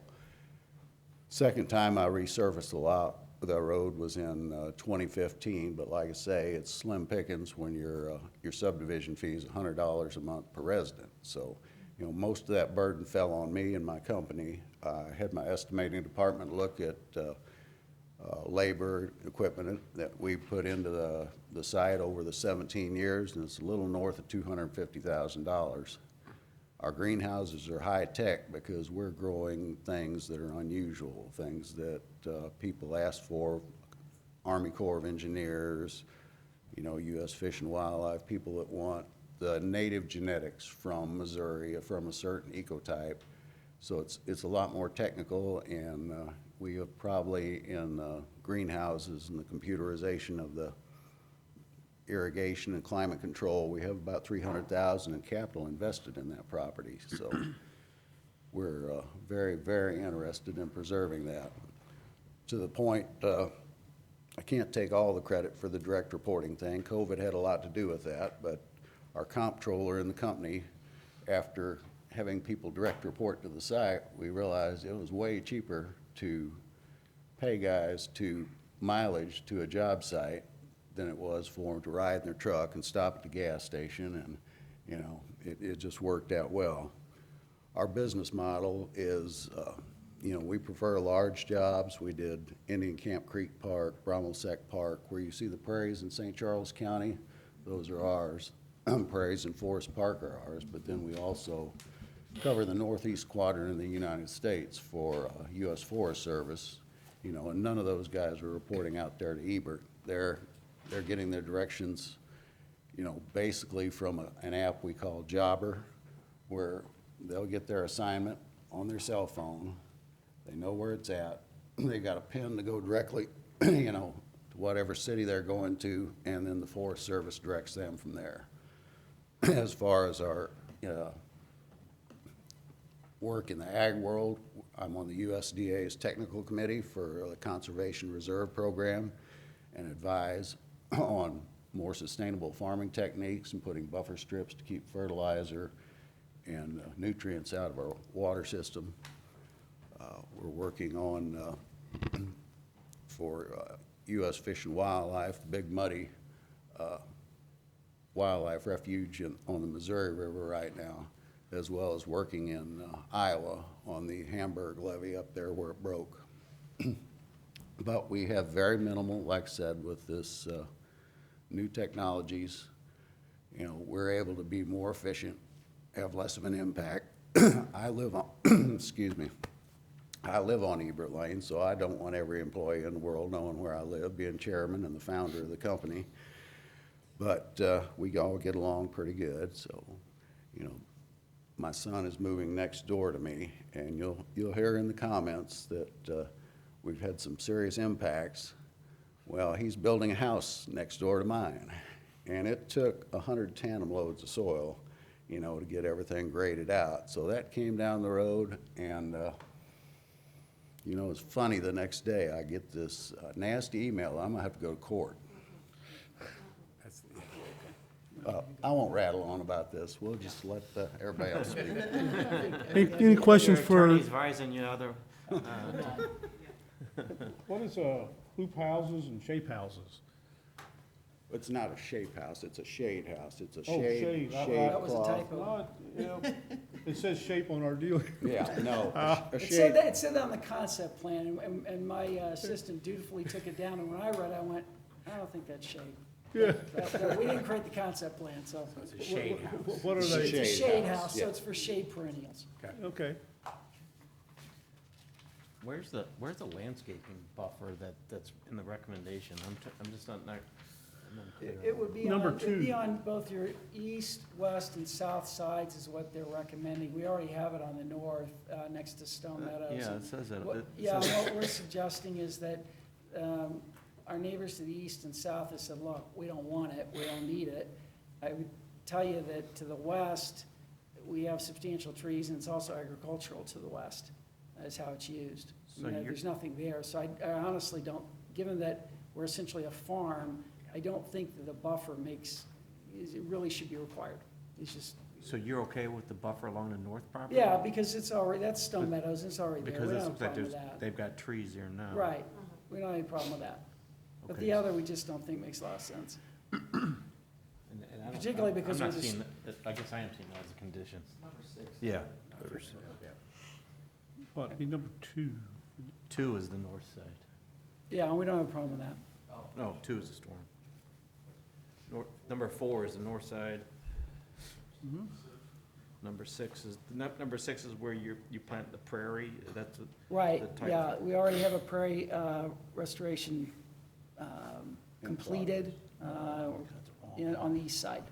That's where Mr. Mueller and we outlined that. Get the wrong one up. It goes back to the beginning every Yeah, I have time. some thoughts on that, number 6. You do? Well, here's what I'm thinking. Is it okay if I speak? Sure. Sure.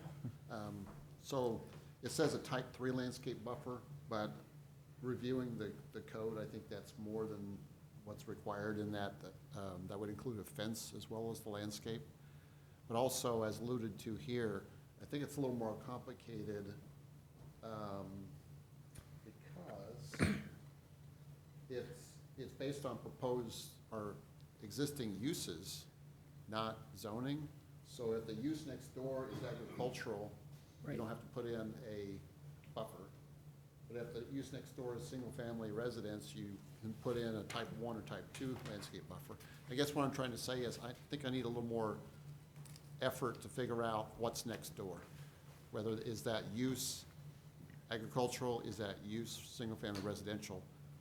So if you struck number 6, they're gonna have to have whatever landscape required. buffer is required by the code anyway. Sure. So if you struck it, they're still gonna have to have landscape buffering potentially. But that could be the prairie though, couldn't it? Well, no, it wouldn't be, and that's why I want you to help us with. Because right now, when you look at your buffers in your code, paint by number, you gotta have so many trees, they gotta have so many bushes. And I don't think in this instance, that's a good application. I think we can work with Robert and the staff and, you know. Can we waive that, or is that something that we can do as a part of a condition to, Yeah, sure, you could, these are just suggestions. Okay. For a starting point for you all. You could change them all, you could ignore them, you could, whatever you wanna do. The reality is, we put those buffers in because we want to protect the adjacent property, and the Right. adjacent property doesn't want it. I think the type 3 landscape buffer with the fence and the landscaping was proposed because previously it was gonna be an outdoor storage yard, and that would have helped screen from the neighbors. But really, they're talking about a nursery Yeah. now. It's a little different.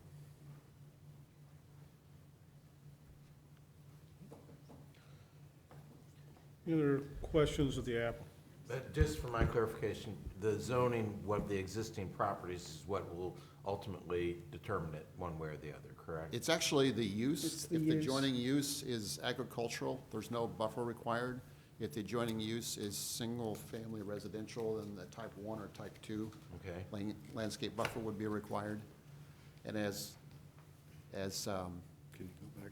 Goss was alluding to, it is kind of a cookie cutter sort of ordinance, you know, Yeah.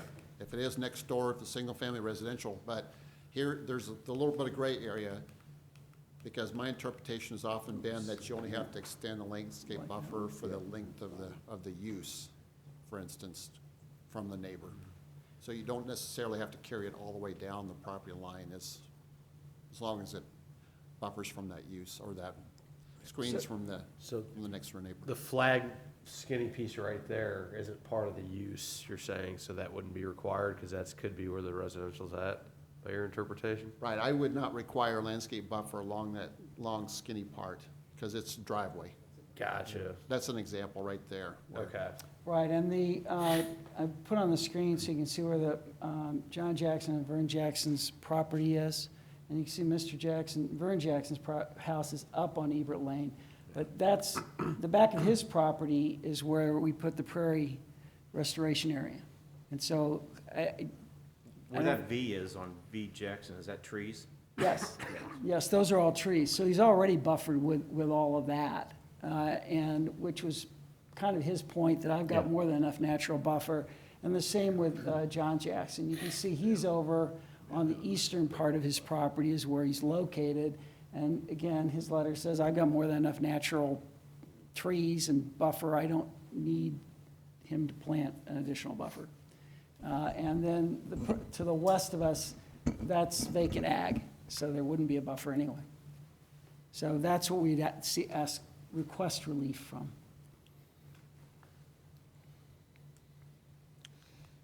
Any other questions of the applicants? Hearing none, thank you, sir.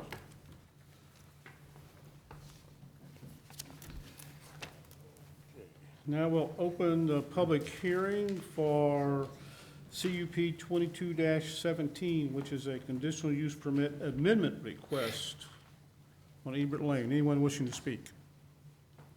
I think I have a slide. Do you solemnly swear or affirm as you tell the truth, the whole truth, and nothing but the truth in these proceedings under the pains and penalties of perjury? Yes, sir, I do. Please state your name and address for the record. My name's Jim Kelly. I live at 2312 Ebert Lane, Wentzville, Missouri, 63385. Okay, Mr. Kell? I'm gonna try and get this off so you can put a slide up. I apologize. I did not know you wanted to do that.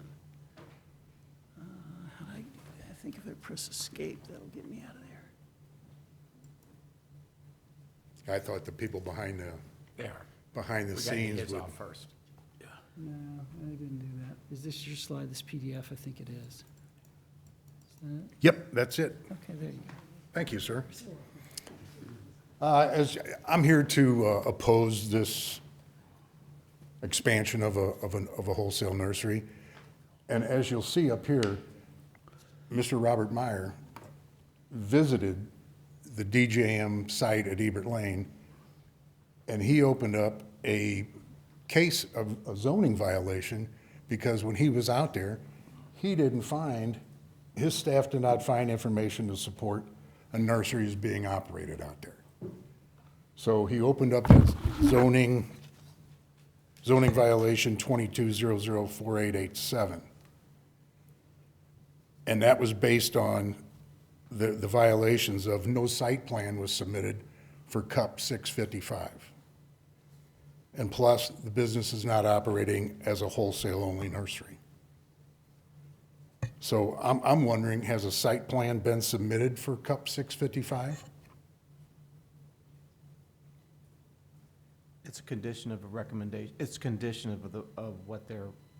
I understand that, sir.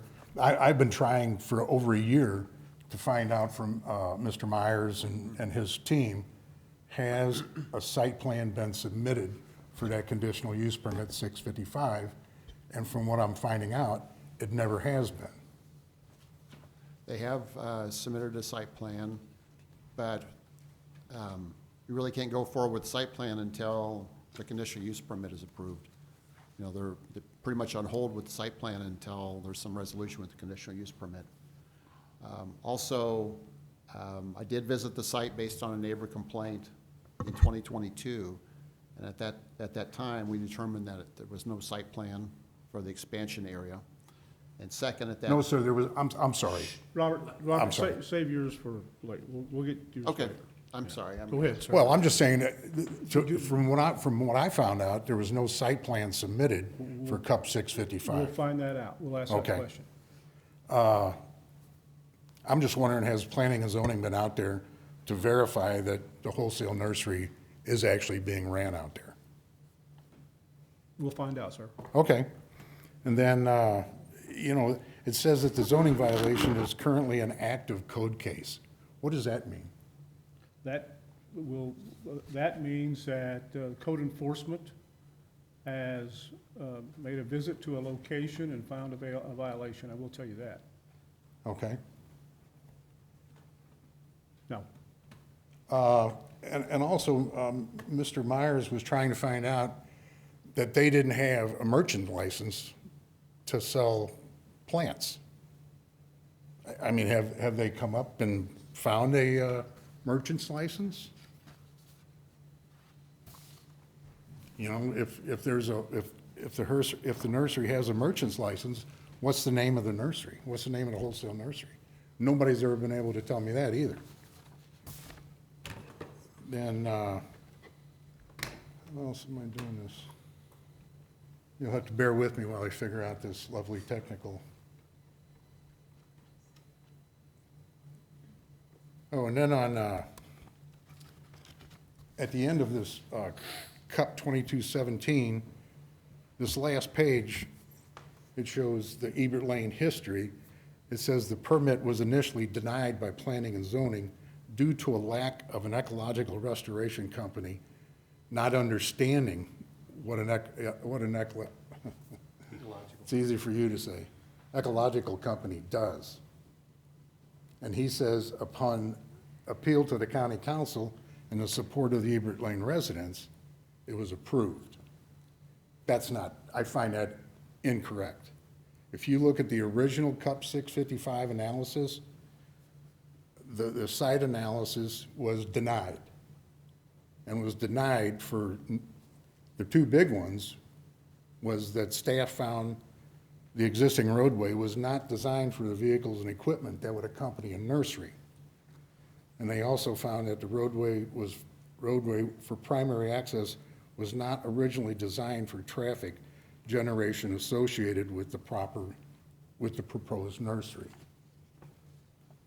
So I'm confused as if a staff gives you denial, what's the criteria that the board overrules the staff's finding?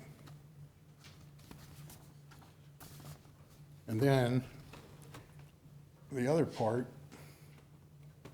I apologize for this, but, oh, that didn't work, did it?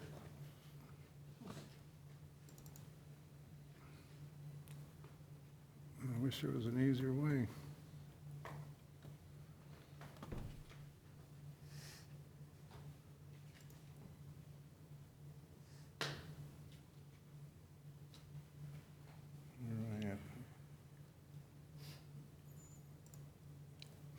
Oh, yeah. I'm sorry. But the business model changed. And it states in there that he had 15 employees reporting to Ebert Lane to the location daily. To me, 15 employees reporting to Ebert Lane daily when they only need 2 to work in the greenhouse, to me, that raises a red flag. Were the employees actually working in the nursery? Or were they picking up equipment to perform prairie restoration work? And the equipment that is located on Ebert Lane, he mentions, you know, some of this equipment. I reached out to another ecological owner that does the exact same thing that DJM does, and I told him about this equipment, and I showed him pictures that I can show you later. He said, that equipment is all used in prairie restoration.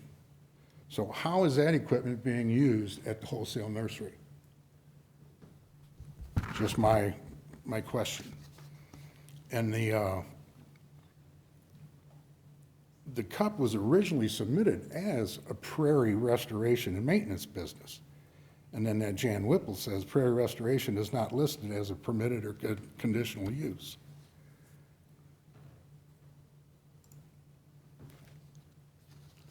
Did I go the wrong way?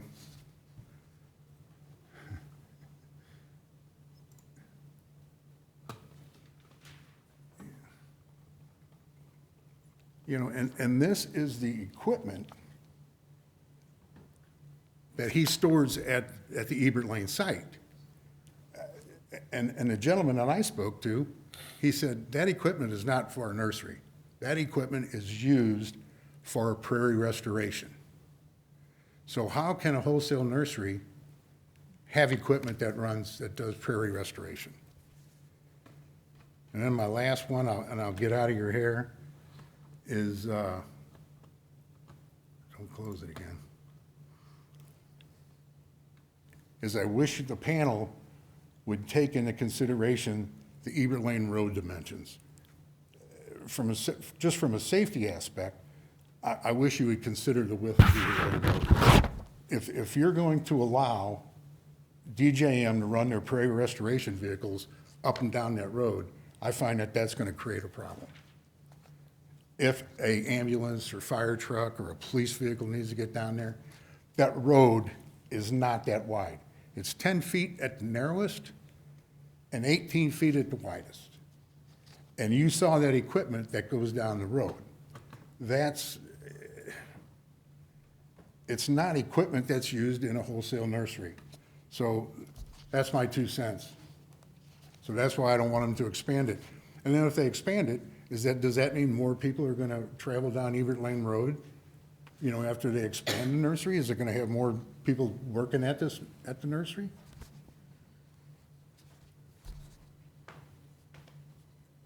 Anything else? No, you have anything? You're the one giving the testimony, so. So I can get all my questions answered? That's why you ask them, we'll have them come up and answer. Okay. I don't know how you close this thing, but. Don't worry about that, Yeah, so we'll don't- get it for you. Okay. Thank you, gentlemen. Thank you. And girls. Thank you, Mr. Kelly. Anyone else wishing to speak regarding CUP 22-17?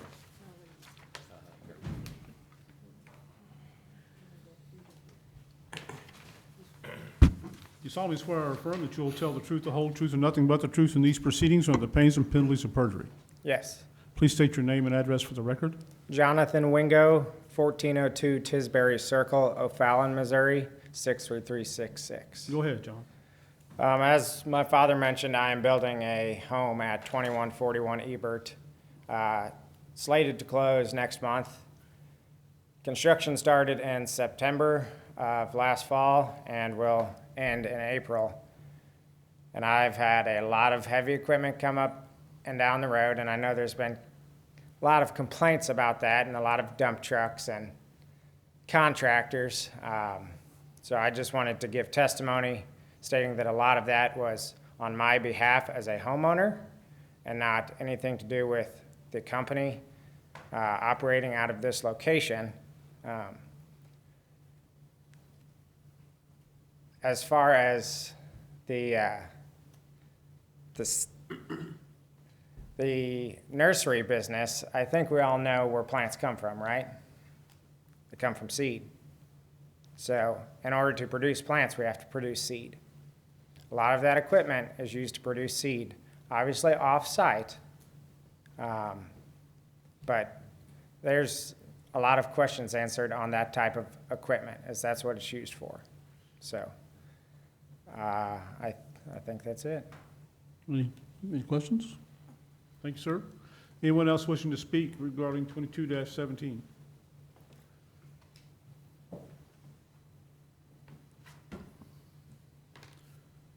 You solemnly swear or affirm that you'll tell the truth, the whole truth, and nothing but the truth in these proceedings or under the pains and penalties of perjury? I do. Please state your name and address for the record. My name is Linda Jacquin, and I live at 2251 Ebert Lane. I've been at that address for many years, and we won't go into that. But, and I have no problems with DJM. In fact, DJM has helped to keep our lane, Ebert Lane, working for years and years and years. And anybody having any problems, they'll help them. So I have no problem with that. And I live further down on Ebert Lane, and Jim lives further up on Ebert Lane. He lives about the second or third house down from Highway N. So I just, we've never had any problems on Ebert Lane with anything like this before. So we've all gotten along well, and I think that is a credit to us. So I just wanted to say that I think the Wingos are doing a wonderful job, and they're always there to help people on our lane. Thank you. Ma'am. Anything else? Nope. Okay. Anyone else wishing to speak?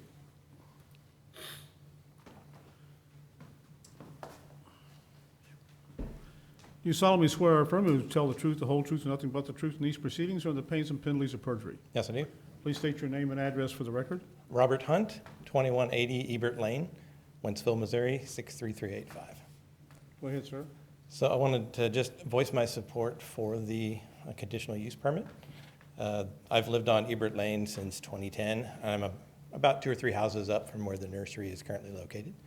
And since the whole time we've been there, have had no problems, no complaints, no issues with the nursery, with any of the work that's being done. There's no noise issues or any concerns that I've had at any time. It has been actually a net benefit to the community, as mentioned, always willing to help out. John and his company and his people have always been willing to help out with the road, any issues with safety, actually improving the road, fixing the potholes, making sure it's safe to travel on. Always do a good job at taking care of that, cleaning it in the winter when the snow is on there. Always take care of that very quickly and without ever having any concerns with it. So I would like to just voice my support for it. And Okay, thank you, sir. Thank you. Anyone else wishing to speak? Anyone? Seeing no one, we'll close the public hearing, ask the applicants to come back.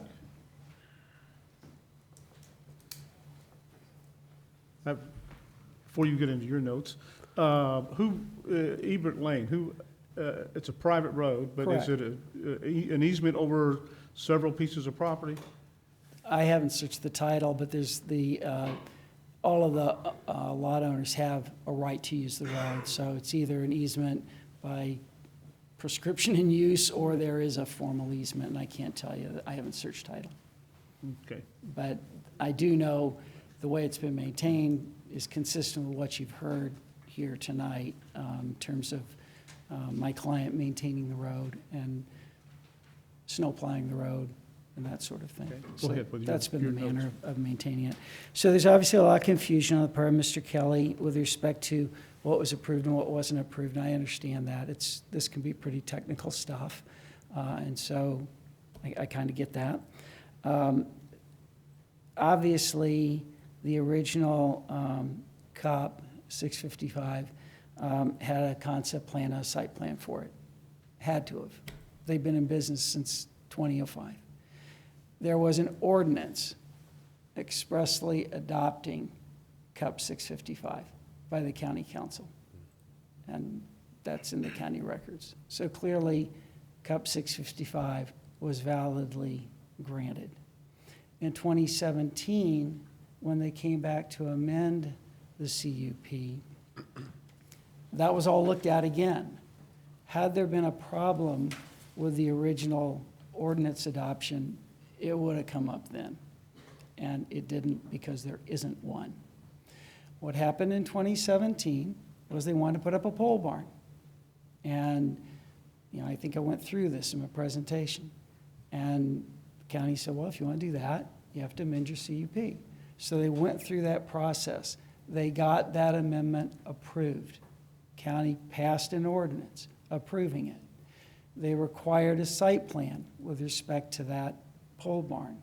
And they were working through the site plan. And I put on the screen the site plan that they in fact submitted to the county staff. I don't know why it isn't in the county staff's records. It doesn't really matter. Because ultimately, they didn't complete it because they were working with Mr. Wheeler and they understood, well, we can defer that because we're going to work through the grading, the land disturbance permit, then we'll do the construction permit, and we'll pick up whatever we need to on the site plan at that time. They then didn't proceed with the site plan, and so, because they didn't proceed with the construction of the pole barn. So that's how we got to here. So when Mr. Meyer and the county received the complaint, they looked in their records, and they said, well, hey, we don't have a finalized site plan for 2017. And they're right, they didn't. And that was the violation that they issued the citation for. And so how do you cure the violation?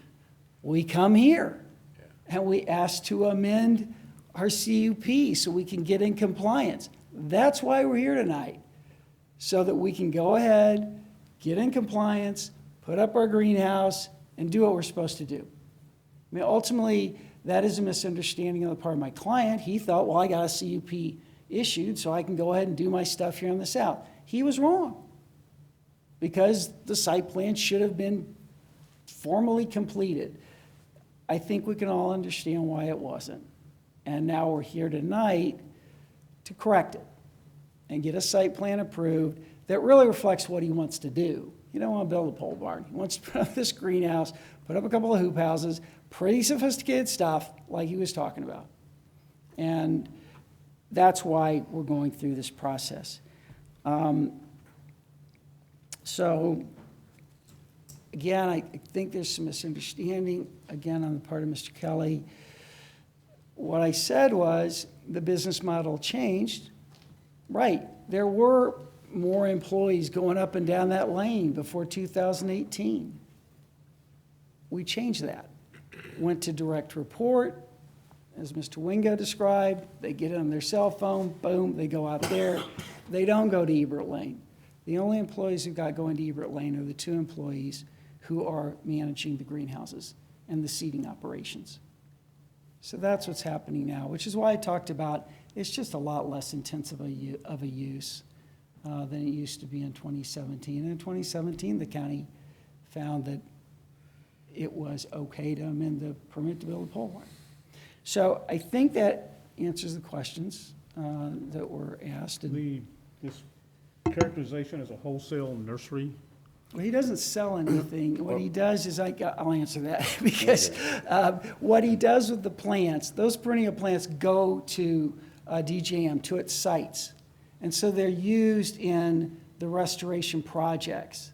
Now, the county staff, we had a big discussion about this, because I focused on sale. I said, well, look, he's not selling anything.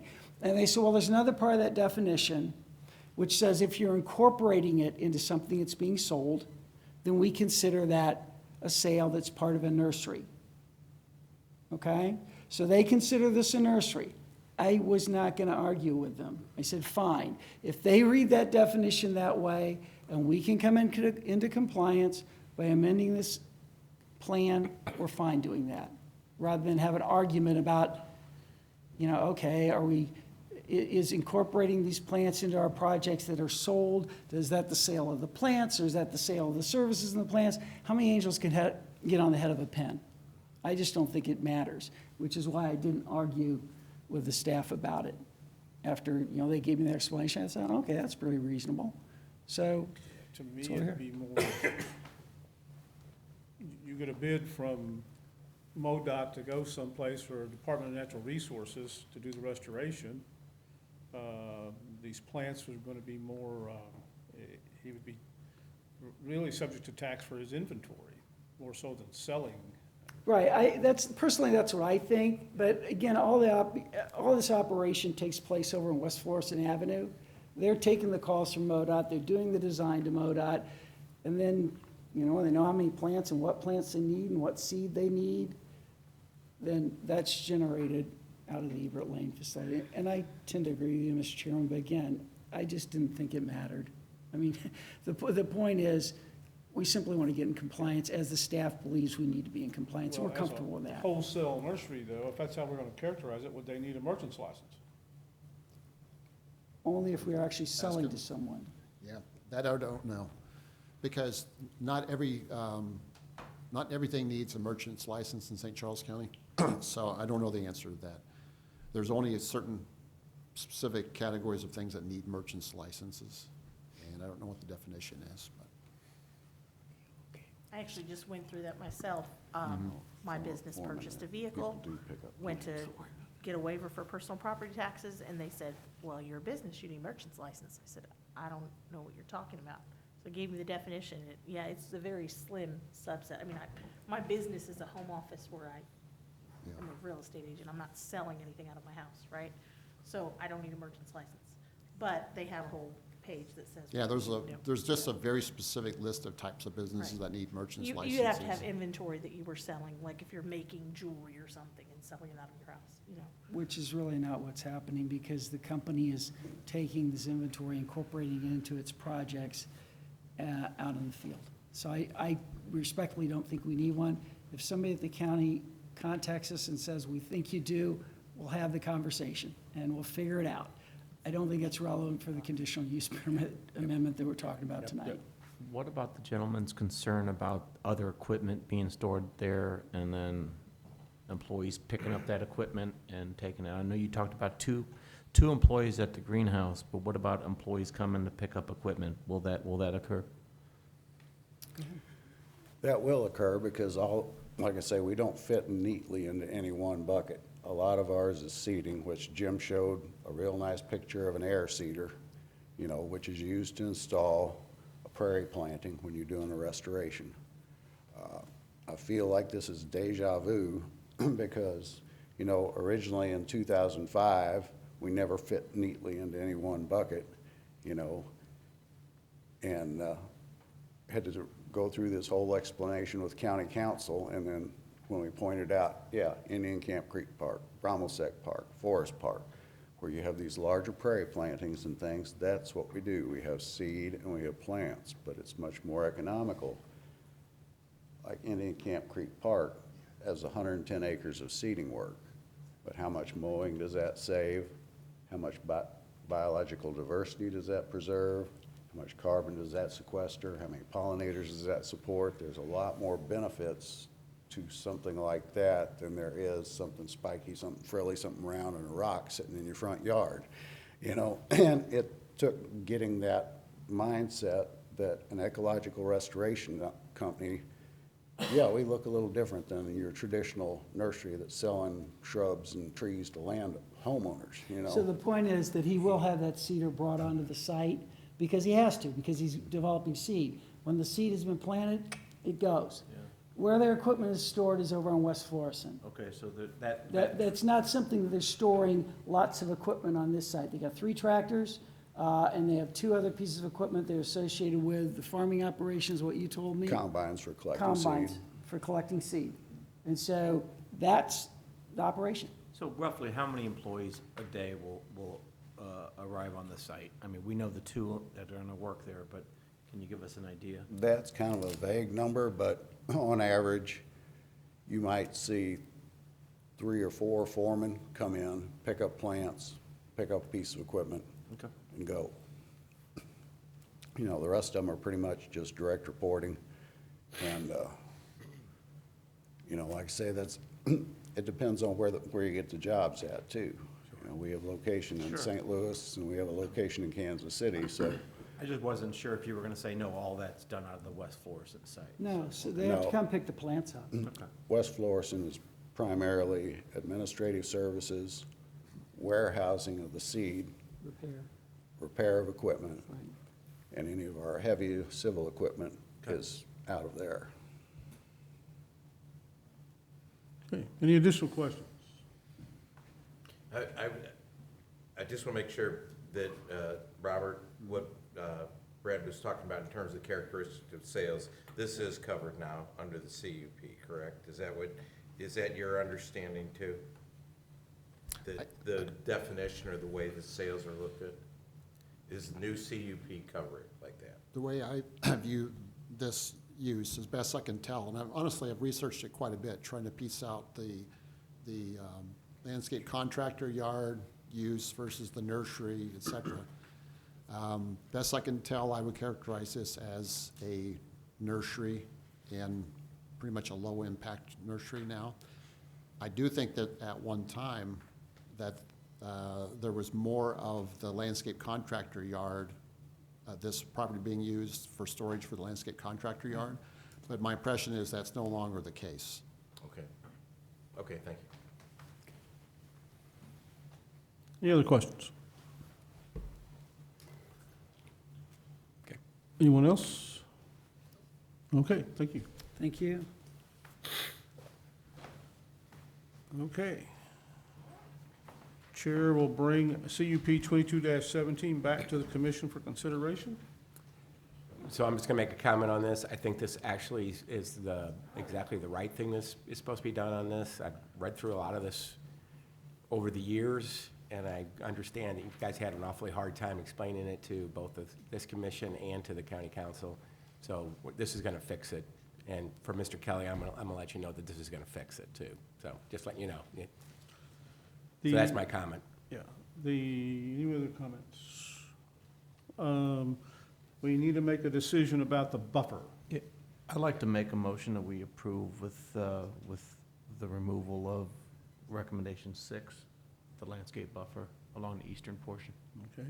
So the chair will entertain a motion to approve CUP 22-17, including the recommendations by county, by staff, with the exception of recommendation number 6, which says a type 3 landscape buffer along the western, eastern, and southern property lines, as well as trees illustrated on the approved site plan must be maintained in a healthy condition with disease or dead trees removed. That would not be part of the CUP, amended CUP. Is there a second? I second. Mr. Clary made the second. Mr. Cornwell? Yes. Mr. Fromm? Yes. Ms. Kirchner? Yes. Mr. Baker? Yes. Ms. Barr? Yes. Mr. Clary? Yes. Mr. Shell? Yes. And I vote yes. Okay. Thank you.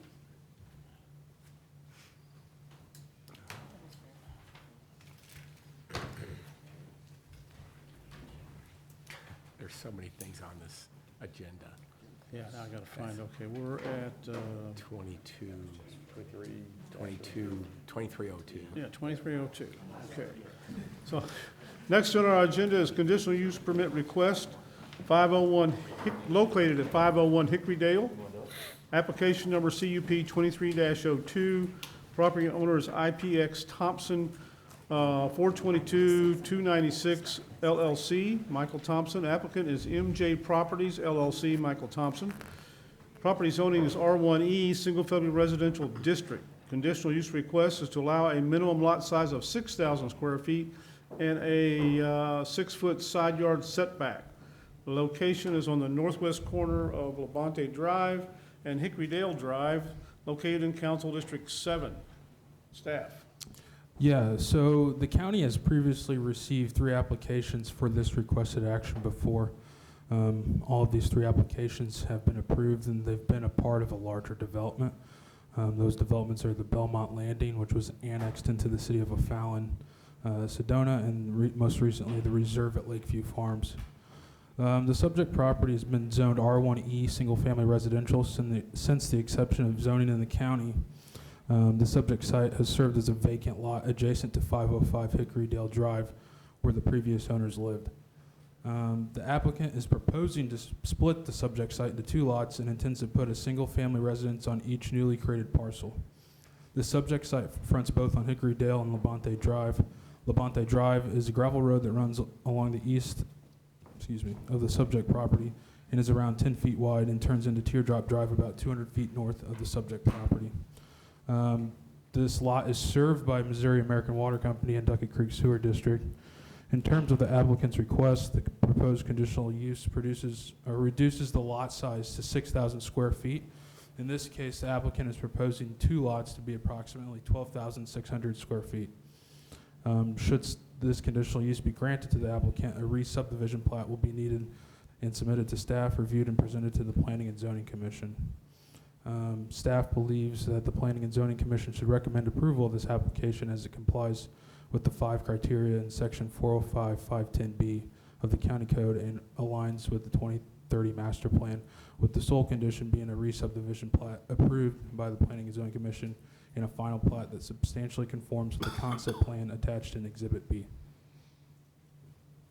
Any questions for staff? Yeah, before we get started, I need to make a disclosure. I own a property in the notification area on the corner of Teardrop and Hickory Dale Drive. It is a rental property. I do not believe that the outcome of the CUP would have any financial impact on me or my property in any way, and therefore I believe that I can participate in the discussion and the vote, but I did want to go ahead and disclose that. Thank So. you.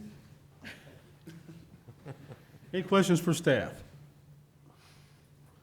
Seeing none, ask the applicant to come forward.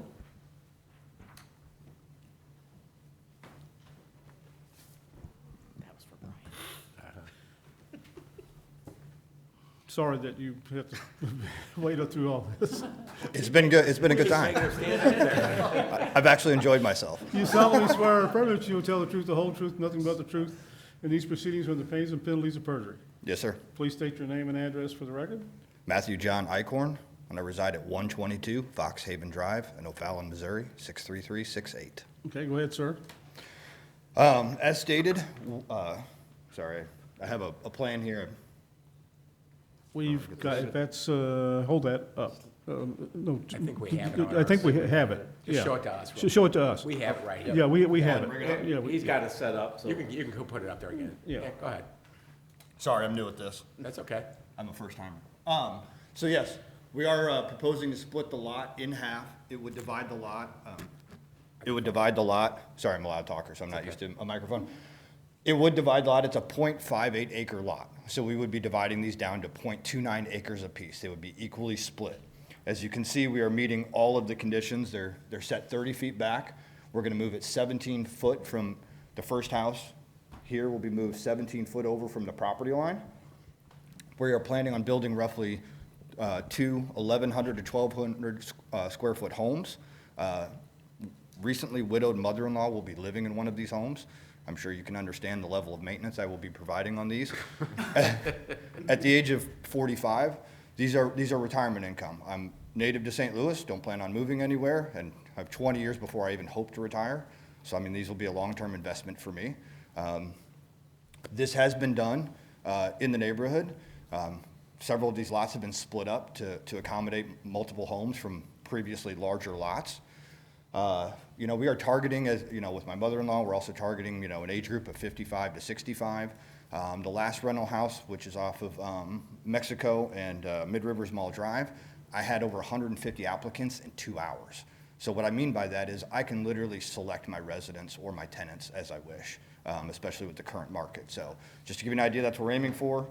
And as you can see here too, from a quick diagram of the house, we're looking at just a few steps into the home, nothing major. But again, a lot of the homes in the area, around 0.18 to 0.33 acres off of that, and we're aiming it right at 0.29, so we'll be one of the larger lot sizes. And right now it is just an abandoned lot with an old cistern and whatnot. We won't be tearing down any trees, we'll only be cutting down the trees necessary to build these 2 homes. Now, the variance is this, will be the 6 foot between the 2 homes? Yes, sir. I believe that right now we have roughly almost 19 feet between the 2 homes. We have, between this sidewall, we have 9'8" to the split property line, and then we have another Okay. 6 foot 8 inches from that property line to the next house, so totaling close to 19 So, feet. yeah, so from structure to structure is 19 feet, but from structure to property line is 6 feet. 6 feet, 8 inches, yes, so Yeah. we're just over that, yes. Okay, similar to the villas in Whitmore. Yeah. Yeah. Anyone have any questions for the applicant? Hearing none, thank you, sir. We'll now open the CUP for, open CUP 23-02, located at 501 Hickory Dale, to allow minimum lot size of 6,000 square feet and a 6-foot side yard setback. Anyone here wishing to speak regarding this application? Anyone? Yes, not. We'll close the public hearing for CUP 23-04. Anyone have any questions for the applicant?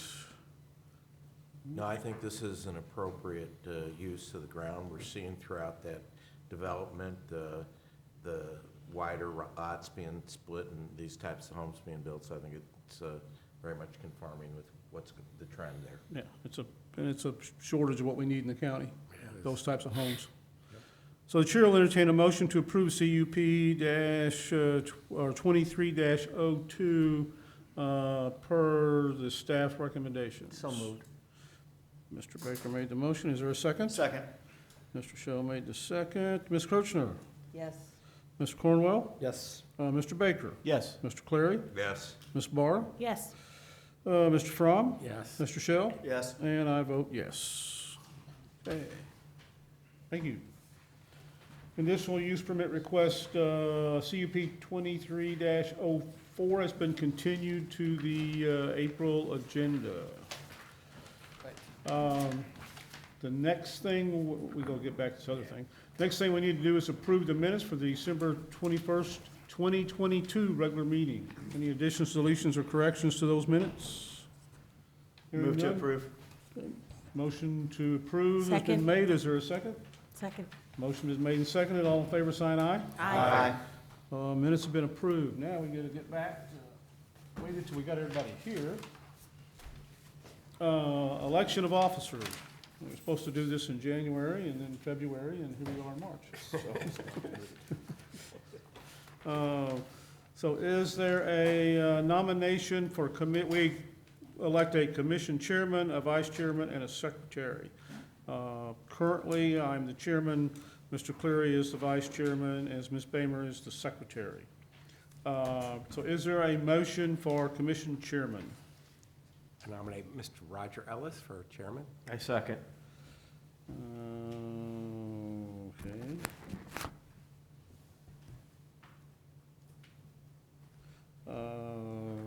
Mr. Fromm. Mr. Baker, okay. Any others? Here, you take over since I can't, I guess I need to leave the room. Well, is there any other nominations? Any other nominations? For chairman? Seeing none, we have a motion and a second. All in favor signify by aye. Aye. Opposed, same sign. Mr. Ellis, you get to continue to be the wonderful chairman. You're back on the job now. Say, I don't think you want the people that were late today to be the chairman. Me being one of them, so. We should have went ahead and done it, okay? It'd have been a big surprise. Okay, next is commission vice chairman. I'm going to make a recommendation to change, without any insult to Mr. Cleary, for vice chair, for Kyle Shell to be the vice chair. And motion for Motion's Kyle. been made for Mr. Shell. No offense taken, Mr. Fromm. I'm perfectly glad for that. Why don't you second it? I second it. There you go. Okay. Give other people opportunities. Right. To grow. Mr. Cleary, so motion's been made and seconded to elect Mr. Shell as vice chairman of the Planning and Zoning Commission. All those in favor sign aye. Aye. Next is the commission secretary. Is there a motion to nominate someone for this position? I can't be the only person. Come on, guys. I'll make a motion to nominate Ms. Barr. Very good. You don't want to do that. Second. You really, really don't want to do that. My handwriting is illegible. All you have to do is sign the book. Second. Okay. I thought I had to take notes because I can't even read my own notes. So Ms. Barr has been a nomination to nominate Ms. Barr as the commission secretary. Is there a second? Yes. Ms. Ketchner. Okay. Motion's been made and seconded to nominate, to appoint Ms. Barr as the secretary for the commission. All those in favor sign aye. Aye. Picture what Mr. Barno. Okay. Now, other business, planning and zoning update. Just briefly,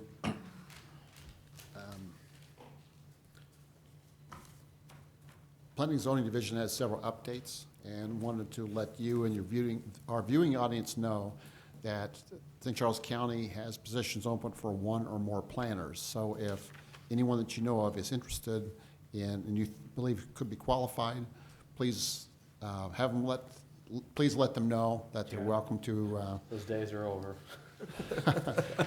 They're welcome to go to the county's website, to the Human Resources Division.